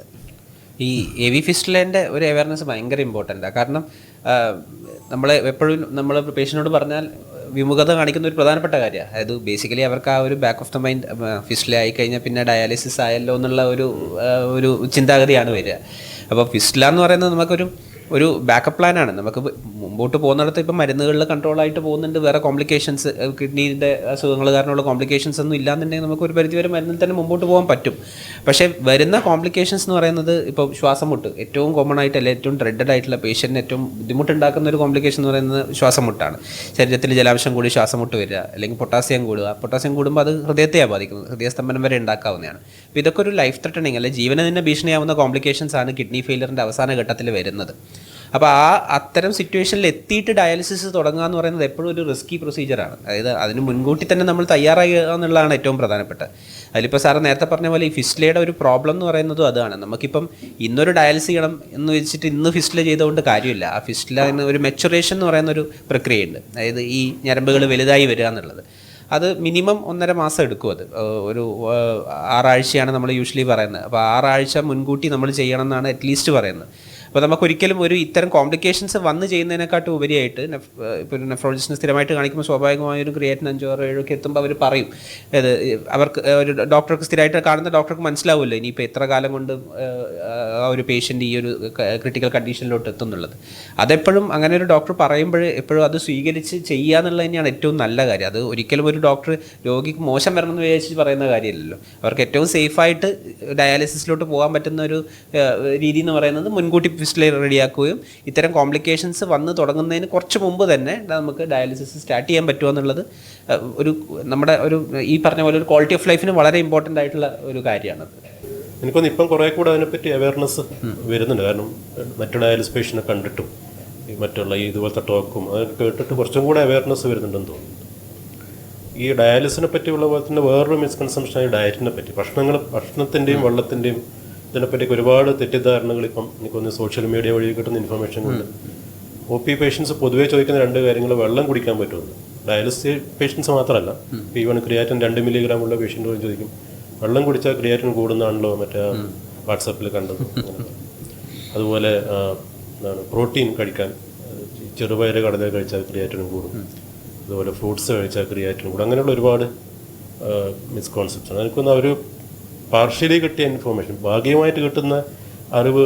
ഇപ്പം ഡയാലിസിസ് പേഷ്യൻ്റ് ഫ്രൂട്ട്സ് കഴിക്കാൻ പാടില്ല എന്ന് പറയുന്നത് കൊണ്ട് കിഡ്നി അസുഖമുള്ളവർ ആരും ഫ്രൂട്ട്സ് കഴിക്കാൻ പാടില്ല എന്നോ അങ്ങനെ ഒരു വിചാരം ഉണ്ടെന്ന് തോന്നുന്നു. എനിക്കൊന്ന് വെള്ളം കുടിക്കുന്നത് പൊതുവെ നമ്മുടെ ഇപ്പോഴത്തെ ഹോട്ട് ക്ലൈമറ്റിൽ അതിനെ പ്രോത്സാഹിപ്പിക്കുമല്ലേ വേണ്ടത് അല്ലേ? വെള്ളം കൂടി കുറയുമ്പം ഈ പറഞ്ഞ പോലെ ഡീഹൈഡ്രേഷൻ, കല്ലിൻ്റെ അസുഖങ്ങളൊക്കെ വന്നിട്ട് ഇത് കൂടുതലല്ലേ ചെയ്യുന്നത്. പക്ഷേ ഡയാലിസിസ് നീ കാലിൽ നീരും അതുപോലെ ശ്വാസം മുട്ടലും ഡയാലിസിസ് ചെയ്യുന്ന പേഷ്യൻറ്റിനൊക്കെ നമ്മൾ വെള്ളം എന്തായാലും റെസ്ട്രിക്ട് ചെയ്യേണ്ടി വരും. അതേസമയം ചെറിയ ക്രിയാറ്റിനൊക്കെ ഉള്ളവർ, ഇപ്പോൾ ഒരു ക്രിയാറ്റിൻ 2-3 മില്ലിഗ്രാം നീരില്ല, അങ്ങനെയുള്ളവർക്ക് ആവശ്യത്തിന് വെള്ളം കുടിക്കാൻ പറയുമല്ലേ വേണ്ടത്. ശരിയാത് ഒരു പരിധിവരെ ആ ഒരു പ്രോഗ്രഷൻ നമുക്ക് ഇപ്പം നമ്മുടെ CKD എന്ന് പറയുന്ന അസുഖമായാൽ പോലും ചെറിയ രീതിയിലുള്ള ഒരു പ്രോഗ്രഷനിൽ ഡീഹൈഡ്രേഷനും ഹീറ്റ് സ്ട്രോക്കും അല്ലെങ്കിൽ ഈ ജലാംശം കുറയുന്നതൊക്കെ ഒരു പരിധിവരെ അതും ഒരു ഫാക്ടർ ആവുന്നുണ്ട്. അപ്പോൾ ഇനീഷ്യൽ സ്റ്റേജസിൽ ഇപ്പം ഈ പറഞ്ഞ പോലെ കാലിൽ നീരോ അല്ലെങ്കിൽ കിതപ്പോ ശ്വാസം മുട്ടോ ഒന്നും ഇല്ല, ശരീരത്തിൽ ജലാംശം കൂടുതലില്ലാത്ത ഒരാൾ കിഡ്നിയുടെ അസുഖം ഉണ്ടെങ്കിൽ പോലും വെള്ളം കൂടുതൽ കുടിക്കുക ഇനീഷ്യൽ സ്റ്റേജസിൽ വേണ്ടത്. നേരെ മറിച്ച് അത് ജനറലൈസ് ചെയ്യാൻ പറ്റില്ല. അതിപ്പോൾ നമ്മൾ കിഡ്നി രോഗികളെല്ലാവരും വെള്ളം കുടിച്ചോളാൻ പറഞ്ഞു എന്ന് പറഞ്ഞിട്ട് നമുക്ക് ഇപ്പം ഇത് കഴിഞ്ഞിട്ട് ചിലപ്പോൾ എല്ലാവരും പറയുന്നുണ്ട്, നെഫ്രോളജിസ്റ്റ് പറഞ്ഞു വെള്ളം കുടിച്ചോളാൻ പറഞ്ഞു. പക്ഷേ ഡയാലിസിസ് രോഗികളിലും അല്ലെങ്കിൽ ഓൾറെഡി കാലിൽ നീരോ കാര്യങ്ങളോ ഉള്ള രോഗികളിൽ പരമാവധി വെള്ളം കുറച്ച് കൊണ്ടുവരാൻ, മൂത്രത്തിന്റെ അളവ് കുറവുള്ളവരിലാണെങ്കിലും വെള്ളം പരമാവധി റെസ്ട്രിക്ട് ചെയ്യാൻ തന്നെയാണ് എല്ലാ നെഫ്രോളജിസ്റ്റും പറയുന്നത്. ഇതൊരിക്കലും ജനറലൈസ് ചെയ്യാൻ പറ്റിയൊരു കാര്യമില്ല. അതാണ് ഈ വാട്സാപ്പ് ഇതിലൊക്കെ വരുമ്പോൾ ഉള്ള പ്രശ്നം. അതായത് കിഡ്നി രോഗികൾക്ക് ഓവറോൾ ആയിട്ടുള്ള ഒരു ഇതാണ് പ്രൊജക്ട് ചെയ്യുന്നത് ഈ സോഷ്യൽ മീഡിയയിലും കാര്യങ്ങളിലൊക്കെ. ദാറ്റ്സ് ഡിഫറെന്റ് എന്നുള്ളത് പറഞ്ഞ് മനസ്സിലാക്കേണ്ടതാണ്. അതുപോലെ പ്രോട്ടീൻ കഴിച്ചാൽ ക്രിയാറ്റിനും കൂടും എന്ന് പറയുന്നതും അതൊരു എന്താ അതിൻ്റെ അതാ എപ്പോഴും അവർ വിചാരിക്കുന്നതല്ലേ. പ്രോട്ടീൻ നമുക്ക് എന്നാണേലും വേണ്ടിയതുമാണ്. അതിങ്ങനെ തീരെ മാൽനറിഷ്ഡായി പോയി കഴിഞ്ഞാൽ നമ്മുടെ ശരീരത്തിൽ പ്രോട്ടീൻ കുറഞ്ഞു കഴിയുമ്പോൾ അതുകൊണ്ട് തന്നെ ശരിക്കും പറഞ്ഞാൽ കിഡ്നി ഫെയിലിയറും മോശമാവും. ശരീരത്തിൽ പ്രോട്ടീൻ കുറഞ്ഞിട്ട് അതിൻ്റെ കൂടെ പ്രോട്ടീൻ കുറഞ്ഞു കഴിയുമ്പം നീര് വെക്കും. നീര് വെച്ച് കഴിയുമ്പം നീര് കുറയാനായിട്ടുമുള്ള മരുന്നെടുക്കും. അതെല്ലാം കഴിഞ്ഞ് കഴിയുമ്പോൾ അതുകൊണ്ട് തന്നെ കിഡ്നി ഡിസീസ് വേഴ്സാവും. അന്നേരം ഈ ആളുകൾ ഈ ഭയങ്കര മാൽനറിഷ്ഡായി പോകുന്നതും പിന്നെ അതുകൊണ്ട് തന്നെ ഇത് തീരെ ഇത് കഴിക്കാതിരുന്നേച്ചും പേഷ്യൻറ്റിൻ്റെ ഇമ്മ്യൂണിറ്റി ഭയങ്കരമായിട്ട് കുറയും. ഈ ഒത്തിരി പേരുണ്ട് ഇങ്ങനത്തെ കുറേ ചികിത്സകളൊക്കെ നടക്കുന്നത്, പട്ടിണി കിടന്നുള്ള ചികിത്സ. അത് കഴിഞ്ഞ് കഴിയുമ്പം അവരെല്ലാവരും തന്നെ അവരുടെ ഇമ്മ്യൂണിറ്റി കുറയുന്നത് കൊണ്ട് എല്ലാവരും തന്നെ എന്തെങ്കിലും ഒരു ഇൻഫെക്ഷൻ വന്നിട്ട് അതിൽ നിന്ന് റിക്കവർ ചെയ്യാതെ തന്നെയാണ് അവർക്ക് എന്തെങ്കിലും സംഭവിക്കുന്നത്. ഇൻഫെക്ഷനിൽ നിന്നൊക്കെ രോഗി രക്ഷപ്പെടുന്നത് അൾട്ടിമേറ്റ്ലി ആ രോഗിയുടെ ഇമ്മ്യൂണിറ്റി കൊണ്ടാണല്ലോ. നമ്മൾ ഈ മരുന്ന് കൊണ്ട് അതിനകത്തൊരു ഹെൽപ്പ് കിട്ടുന്നുള്ളതല്ലാതെ രോഗിയുടെ ശരീരത്തിൻ്റെ ഇമ്മ്യൂണിറ്റി ഉണ്ടെങ്കിലല്ലേ നന്നാവുള്ളൂ. അത് ഈ ഇമ്മ്യൂണിറ്റി കുറയുന്ന കാര്യങ്ങളൊക്കെ ചെയ്യുന്നത് എപ്പോഴും മണ്ടത്തരം തന്നെയല്ലേ. അതുകൊണ്ടാണ് ഒത്തിരി പേരുടെ ഡെത്ത് കൂടുന്നതെന്ന് എനിക്ക് തോന്നുന്നത്. നമ്മുടെ ഡയാലിസിസ് പേഷ്യൻ്റ് ആണെങ്കിലും ഈ ഭയങ്കര മാൽനറിഷ്ഡ് പേഷ്യൻസ് അധികം കാലം ജീവിക്കാത്തത്. ഞാനെപ്പോഴും തമാശ പോലെ പറയാറുണ്ട്, നമ്മൾ പറഞ്ഞാൽ കേൾക്കില്ലാത്ത പേഷ്യൻ്റാണ് ഒത്തിരി കാലം ജീവിക്കുന്നതെന്ന് ഈ ഭക്ഷണമൊക്കെ കഴിക്കുന്നതൊക്കെ. അതുകൊണ്ട് അതിലിപ്പം ഈ ചില ചികിത്സാ രീതികളൊക്കെ ഉണ്ട്. ഇപ്പം നമ്മൾ കാണുന്ന പേഷ്യൻസ് വന്നിട്ട് പറയും, സാറിൻ്റെ മരുന്ന് കഴിച്ചിട്ടൊന്നും ക്രിയാറ്റിൻ കുറയുന്നില്ല, ഞാനപ്പോൾ ഒരു ഡയറ്റ് പ്ലാനിൽ പോയി, അപ്പോൾ അതിനുശേഷം ക്രിയാറ്റിൻ കുറഞ്ഞു വന്നു. പേഷ്യൻ്റ് ഒരു 60-70 കിലോ ഉണ്ടായിരുന്ന ആളിപ്പോൾ 40-45 കിലോ ആയിട്ടുണ്ടാവും. അതിൽ ബേസിക്കലി അവർ ചെയ്യുന്നത് ഈ ക്രിയാറ്റിൻ എന്ന് പറയുന്ന ഒരു വേസ്റ്റ് പ്രോഡക്റ്റ് ആണല്ലോ. അത് നമ്മൾ കഴിക്കുന്ന പ്രോട്ടീനിൻ്റെ ബ്രേക്ക് ഡൗൺ വഴി വരുന്നതാണ്. അത് നോർമലി ശരീരത്തിലുള്ള ഒരു കാര്യം തന്നെയാണ്. കിഡ്നി അത് ശരീരത്തിൽ നിന്ന് പുറന്തള്ളുന്നതാണ്. ആ പുറന്തള്ളാനുള്ള ശേഷി കിഡ്നിക്ക് നഷ്ടപ്പെടുമ്പോഴാണ് ക്രിയാറ്റിൻ കൂടുന്നത്. അല്ലാണ്ട് ക്രിയാറ്റിന് വേണ്ടിയിട്ടല്ലോ നമ്മൾ ചികിത്സ ചെയ്യുന്നത്. പക്ഷേ അതാണ് ഒരു മിസ്കൺസെപ്റ്റ്. ഇവർ ആ പ്രോട്ടീൻ കഴിക്കാതെ ശരീരത്തിൽ ക്രിയാറ്റിൻ ഇല്ലാതിരിക്കാൻ വേണ്ടി പ്രോട്ടീൻ കഴിക്കാതിരിക്കുകയാണ്. എന്നിട്ട് കംപ്ലീറ്റ്ലി മാനറിസ്റ്റായി പറഞ്ഞ പോലെ എല്ലാ കോംപ്ലിക്കേഷൻസും ആയിട്ടാണ് പിന്നെ വരുന്നത്. റിപ്പോർട്ട് നോക്കുമ്പോൾ ആ ക്രിയാറ്റിന് നേരത്തെ 4 ഉണ്ടായിരുന്നു, ഇപ്പം 3.7 ആയി എന്നൊക്കെ പറഞ്ഞിട്ട് അവർ വരും. പക്ഷേ അത് എത്ര തെറ്റായ ഒരു ട്രീറ്റ്മെൻറ്റ് പ്ലാനാണെന്നുള്ളത് അവർ മനസ്സിലാക്കുന്നില്ല എന്നുള്ളതാണ് വസ്തുത. അതെ, ഈ മസിൽസ് എന്നാണല്ലോ ക്രിയാറ്റിൻ ഉണ്ടാവുന്നത്. അപ്പോൾ മസിൽ മാസ് കുറയുമ്പം, വണ്ണം കുറയുമ്പം സ്വാഭാവികം ക്രിയാറ്റിൻ കുറച്ച് കുറയുന്നുണ്ടാവും. പക്ഷെ അത് കിഡ്നി അസുഖം ഇമ്പ്രൂവ് ആകുന്നതിൻ്റെ ഒരു ലക്ഷണമായിട്ട് പറയാൻ പറ്റില്ല. ഈ പേഷ്യൻ്റൊക്കെ പിന്നെ നമ്മൾ എപ്പോഴും ഈ പേഷ്യൻറ്റിനോട് കിഡ്നി ഫെയിലിയർ വന്നു, കിഡ്നി പൂർണ്ണമായിട്ട് നശിച്ചു പോയി ചില പേഷ്യൻ്റ് വരുമല്ലോ. അതായത് ചിലത് ആദ്യമായിട്ട് കണ്ടുപിടിക്കുമ്പം തന്നെ പൂർണ്ണമായിട്ടും ഇതായിട്ട് ഡയാലിസോ ട്രാൻസ്പ്ലാന്റോ വേണ്ടിയ സ്റ്റേജിലായിരിക്കും ചിലരൊക്കെ വരുന്നത്. അത് വന്നു കഴിയുമ്പം അവിടെ ഒരു ഭയങ്കര കൂട്ടക്കരച്ചിലാവും. അവരോട് നമ്മളിതങ്ങനെ പറഞ്ഞു കഴിയുമ്പോൾ ഡയാലിസിസ് തുടങ്ങണമെന്ന് പറയുമ്പം വീട്ടുകാരും ഇതുമൊക്കെ അന്നേരം അവർക്ക് ആർക്കും ഒരു പ്രതീക്ഷയില്ലാത്ത പോലെ പറയുന്നത്. അന്നേരം ഞാൻ അവരോട് എപ്പോഴും പറയാറുണ്ട്, ഈ കിഡ്നി ഫെയിലിയർ എന്ന് പറയുന്നത് ഗുരുതരമായ രോഗങ്ങൾ വരുവാണെങ്കിൽ അതിനകത്ത് ഏറ്റവും നല്ല രോഗമാണ് നിങ്ങൾക്ക് വന്നിരിക്കുന്നത്. അതുകൊണ്ട് നിങ്ങളധികം വിഷമിക്കേണ്ട, നിങ്ങൾ ദൈവത്തിന് നന്ദി പറയുക. ഉള്ളതിലേ നല്ല അസുഖമാണല്ലേ. ഏതായാലും ഒരു അസുഖം വന്നുപോയി, അത് നല്ലതൊന്നുമല്ല, പക്ഷേ വന്നത് ഉള്ളതിലേ നല്ല അസുഖമാണ്. നമുക്ക് ഈ ജീവൻ നിലനിർത്താൻ വേണ്ട ബ്രെയിൻ വേണം, ഹാർട്ട് വേണം, പിന്നെ ലങ്സ്, ലിവർ, പിന്നെ കിഡ്നി. ഈ സാധനങ്ങളിൽ ഏത് കേടായി പോയി കഴിഞ്ഞാലും മനുഷ്യന് ജീവിക്കാൻ പറ്റില്ല. അന്നേരം ആ ജീവൻ നിലനിർത്തുന്ന അവയവങ്ങളിൽ പൂർണ്ണമായിട്ട് നശിച്ചു പോയാലും നമുക്ക് പകരം ഡയാലിസോ ട്രാൻസ്പ്ലാന്റോ എന്തെങ്കിലുമൊക്കെ ചെയ്ത് സുഖമായിട്ട് വർഷങ്ങൾ ജീവിക്കുന്ന ഒരേ ഒരു കാര്യം കിഡ്നി ഫെയിലിയറേ ഉള്ളൂ. അതുകൊണ്ട് പേഷ്യൻസ് ഒരിക്കലും അതിനകത്ത് അത്ര നിരാശനാകേണ്ട കാര്യമില്ല. ഉള്ളതിലേ നല്ല രോഗമാണ് കിഡ്നി ഫെയിലിയർ എന്ന് പറയുന്നത് എന്നാൽ എനിക്കെപ്പോഴും തോന്നുന്നു. ഞാൻ എല്ലാവരോടും അങ്ങനെ പറയാറുള്ളത്. പിന്നെ ഇപ്പം ഡയാലിസിസിൻ്റെ വേറൊരു പ്രശ്നം, നമുക്കിപ്പം ഒരു ഹീമോ ഡയാലിസിസ് ചെയ്യുമ്പോൾ ഒരു പ്രോബ്ലം ഈ രോഗികൾ ഫേസ് ചെയ്യുന്നത്, ആഴ്ചയിൽ 3 ദിവസം ഹോസ്പിറ്റലിൽ വരണം. വന്നു കഴിഞ്ഞാൽ ഒരു 4 മുതൽ 6 മണിക്കൂർ വരെ അവിടെ 4 hours യൂഷ്വൽ ഡയാലിസിസ് എങ്കിലും ബാക്കിയുള്ള എല്ലാം കൂടി കഴിയുമ്പോൾ ഒരു അറൗണ്ട് 6 hours എങ്കിലും അവർ ഹോസ്പിറ്റലിൽ ചിലവഴിക്കേണ്ടി വരും. അപ്പോൾ ആഴ്ചയിൽ 3 ദിവസം അങ്ങനെ ചിലവഴിക്കുമ്പോൾ അങ്ങോട്ടേക്കുള്ള യാത്ര, അതിനുള്ള ചിലവ്, ഇതൊക്കെ ഒരു പ്രോബ്ലമാണ്. സോഷ്യൽ ഇഷ്യൂസും ഉണ്ട് അതിൽ. പിന്നെ അതേപോലെ ഈ ചെറിയ പ്രായമുള്ളവരിലാണ് ഇത് വന്നിട്ടില്ലെങ്കിൽ അവരിപ്പോൾ ജോലി ചെയ്യുന്നവരാവാം. അപ്പോൾ അവരുടെ ജോലിനെ ബാധിക്കും, അവരുടെ ഇൻകത്തിനെ ബാധിക്കും. അത് ഓവറോൾ നമ്മുടെ എല്ലാ കാര്യത്തിനും, നമ്മുടെ ചികിത്സേനെയും അത് ഒരു പരിധിവരെ ബാധിക്കും. അപ്പോൾ അങ്ങനെയുള്ളവർക്ക് വേറെ എന്തെങ്കിലും ഓപ്ഷൻ, ഇപ്പോൾ ട്രാൻസ്പ്ലാന്റ് ചിലപ്പം ഡോണർ ഉണ്ടാവില്ല, അല്ലെങ്കിൽ അങ്ങനെ വേറെ എന്തെങ്കിലും ഇഷ്യൂസ് ഒക്കെ ഉണ്ടെങ്കിൽ ട്രാൻസ്പ്ലാന്റും പറ്റാത്ത ആൾക്കാർക്ക് വേറെ എന്താ ഓപ്ഷൻ എന്ന് ചോദിക്കുമ്പം നമ്മളെപ്പോഴും പറയുന്ന ഒരു കാര്യമാണ് ഈ CAPD എന്ന് പറയുന്നത്, പെരിറ്റോണിയൽ ഡയാലിസിസ് എന്ന് പറയുന്നത്. അതിൻ്റെ ഏറ്റവും വലിയ അഡ്വാൻറ്റേജ് എന്ന് പറയാനുള്ളത് നമുക്കത് വീട്ടിൽ തന്നെ ചെയ്യാം, സ്വന്തമായിട്ട് ചെയ്യാം എന്നുള്ളതാണ്. അതിന് കംപ്ലീറ്റ്ലി എന്താ പറയുക, ഡയാലിസിസിനെക്കാട്ടും നല്ലതാണെന്ന് പറയാനൊന്നും പറ്റില്ല. പക്ഷേ ഒരു സബ്സെറ്റ് ഓഫ് പേഷ്യൻസിൽ അത്യാവശ്യം കുറച്ച് മൂത്രമൊക്കെ ഉള്ളവർക്ക്, അല്ലെങ്കിൽ നമുക്ക് നെഫ്രോളജിസ്റ്റിനെ കണ്ടിട്ട് അവർക്കത് CAPD ഫീസിബിൾ ആവും തോന്നുന്നുള്ളവർക്ക് CAPD ഒരു നല്ല ഓപ്ഷനാണ്. കാരണം അത് ആ ഒരു നമ്മുടെ ഫ്രീഡം ഓഫ് മൂവ്മെൻറ്റ്, നമുക്ക് അത് ഒരു വളരെ ഇമ്പോർട്ടൻറ്റ് കാര്യമാണല്ലോ മനുഷ്യന്. അപ്പോൾ അത് കൂടുതൽ സഹായകരമാവുക CAPD ആയിരിക്കും, നമുക്ക് വീട്ടിൽ തന്നെ ചെയ്യാൻ പറ്റുന്നുള്ളത്. അതിന് അതിൻ്റേതായിട്ടുള്ള കോംപ്ലിക്കേഷൻസ് വേറെ ഉണ്ട്. അപ്പോൾ അത് CAPDനെ പറ്റിയിട്ടുള്ളൊരു അവബോധം ഡയാലിസിസ്, നോർമൽ ഹീമോ ഡയാലിസിസിനെ വെച്ച് നോക്കുമ്പോൾ വളരെ കുറവാണ്. പ്രത്യേകിച്ച് കേരളത്തിലൊക്കെ അതിൻ്റെ ആ ഒരു പ്രോഗ്രാമൊക്കെ വളരെ വീക്കാണ്. വളരെ ചുരുങ്ങിയ സെൻറ്ററുകളിൽ മാത്രമാണ് ഒരു എന്താ പറയുക, വളരെ ആക്റ്റീവായിട്ടുള്ള പ്രോഗ്രാംസ് നടക്കുന്നത്. അപ്പോൾ അതിൻ്റെ ഒരു അവബോധവും കുറവാണ്. അതിനെപ്പറ്റിയും നമ്മൾ അത് പൊതുവെ ചിലവർ ഒന്ന് ചോദിക്കും, വീട്ടിൽ നിന്ന് ചെയ്യുന്ന ഡയാലിസിസ് ഉണ്ടല്ലോ അതെങ്ങനെയാണെന്നുള്ളത്. പക്ഷെ അതിൻ്റെ പ്രോബ്ലം, അതിന് അവർ തന്നെ റെസ്പോൺസിബിലിറ്റി എടുക്കേണ്ടി വരും. പേഷ്യൻറ്റിൻ്റെ കൂടെ ഒരു കെയർ ഗിവർ അവർ തന്നെ എല്ലാ ദിവസവും ഇത് ചെയ്ത് കൊടുക്കണം. അപ്പോൾ അതിനകത്തൊന്നും ഏറ്റവും കൂടുതൽ അവർക്ക് ഒരു താല്പര്യക്കുറവാണ്. ഞാൻ തന്നെ ചെയ്യണ്ടേ, അപ്പോൾ എനിക്ക് ചെയ്യാൻ പറ്റുമോ, ചെയ്താൽ വല്ല കുഴപ്പം വരുമോ എന്നുള്ള. അപ്പോൾ അതുകൊണ്ട് അതിനെപ്പറ്റി കുറച്ചുകൂടെ അവർക്ക് അതിൻ്റെ ട്രെയിനിങ്ങും ഒക്കെ കാര്യങ്ങൾ കൊടുത്താൽ ചിലപ്പോൾ അവർ കുറച്ചുകൂടെ അതിൽ താല്പര്യം കാണിക്കാൻ സാധ്യതയുണ്ട്. ഈ പെരിറ്റോണൽ ഡയാലിസിൻ്റെ ബെനിഫിറ്റ് എന്ന് പറയുന്നത് എനിക്ക് തോന്നുന്നത് ഈ ഡയാലിസിസ് ചെയ്യുമ്പോഴുള്ള കോംപ്ലിക്കേഷൻസ് പൊതുവെ കുറവാണ്. അതായത് BP കുറഞ്ഞു പോവുക, അല്ലെങ്കിൽ ബ്ലീഡിങ് വരും, അങ്ങനെയുള്ള ചെറിയ മൈനർ കോംപ്ലിക്കേഷൻ ഹീമോ ഡയാലിസിൽ ഉള്ളത് അത് വളരെ കുറവായിരിക്കും പെരിറ്റോണൽ ഡയാലിസിസ് ചെയ്യുമ്പോൾ. പ്രത്യേകിച്ച് ഹീമോ ഡയാലിസിസ് ടോളറേറ്റ് ചെയ്യാത്ത ആൾക്കാരുണ്ടാവില്ലേ, കുറച്ച് പ്രായമുള്ളവർ, ഹാർട്ടിൻ്റെ അസുഖമുള്ളവർ, ചെറിയ കുട്ടികൾ, അവർക്കെല്ലാം കുറച്ചും കൂടി സ്യൂട്ടബിൾ ആയിട്ടുള്ളത് ഈ പെരിറ്റോണൽ ഡയാലിസിസ് ആണെന്ന് തോന്നുന്നുണ്ട്. ശരി. ഇത് ഇങ്ങനെ ഈ സ്ഥിരമായിട്ട് പോകുമ്പോൾ അതെല്ലാവർക്കും എപ്പോഴും പറ്റിയല്ലെങ്കിൽ പോലും സ്ഥിരമായ തകരാറ് വന്നു കഴിഞ്ഞാൽ എന്നാണെങ്കിലും ഡെഫിനറ്റ്ലി നമ്മൾ കാണുന്ന പേഷ്യൻ്റിനെല്ലാം വെച്ച് നോക്കുമ്പോൾ ട്രാൻസ്പ്ലാന്റ് തന്നെ ഏറ്റവും നല്ലത്. അന്നേരം പല പല പ്രശ്നം കൊണ്ട് ഓരോരുത്തർ ഇത് ചെയ്യുന്നില്ലെങ്കിൽ പോലും ട്രാൻസ്പ്ലാന്റ് ചെയ്ത് കഴിഞ്ഞ് എത്രയോ വർഷം നമ്മുടെ പേഷ്യൻ്റ് എത്ര സുഖമായിട്ടാണ് ജീവിക്കുന്നത്. അവർക്ക് ഹോസ്പിറ്റലിൽ പോകണ്ട, അവർക്ക് പൊതുവെ അങ്ങനെ വലിയ കുഴപ്പങ്ങൾ കരുതുന്നില്ല, അവർക്ക് എല്ലാവിധ ജോലികളും ചെയ്യാൻ പറ്റും. ഇപ്പോൾ ഡയാലിസിസ് ഒക്കെയുള്ള പേഷ്യൻറ്റിനെ ഒന്നാമത് അവർക്കൊരു ജോലി കിട്ടാൻ തന്നെ ബുദ്ധിമുട്ടായിരിക്കും, ആളുകളത് കൊടുക്കാൻ മടിക്കും. വെച്ചാൽ ആഴ്ചയ്ക്ക് 3 ദിവസം അവർ പകുതി ദിവസത്തിലും കാണിയില്ല, അങ്ങനത്തെ പ്രശ്നങ്ങളെല്ലാം ഉള്ളത് കൊണ്ട്. അതേസമയം ട്രാൻസ്പ്ലാന്റ് ആണെങ്കിൽ എന്ത് നല്ല റിസൾട്ടാണ്. നമ്മൾ ഈ കാണുന്നത് വെച്ച് നോക്കുമ്പോൾ തന്നെ അവർക്ക് എന്ത് നല്ല, അവർ ഈ നോർമൽ മനുഷ്യരെ പോലെ ഏകദേശം നോർമൽ പോലെ തന്നെയല്ലേ അവർ ജീവിക്കുന്നത്. അവർ ജീവിതകാലം മുഴുവൻ മരുന്ന് കഴിക്കണമെങ്കിലും അതൊരു വലിയ കാര്യം തന്നെയാണ്.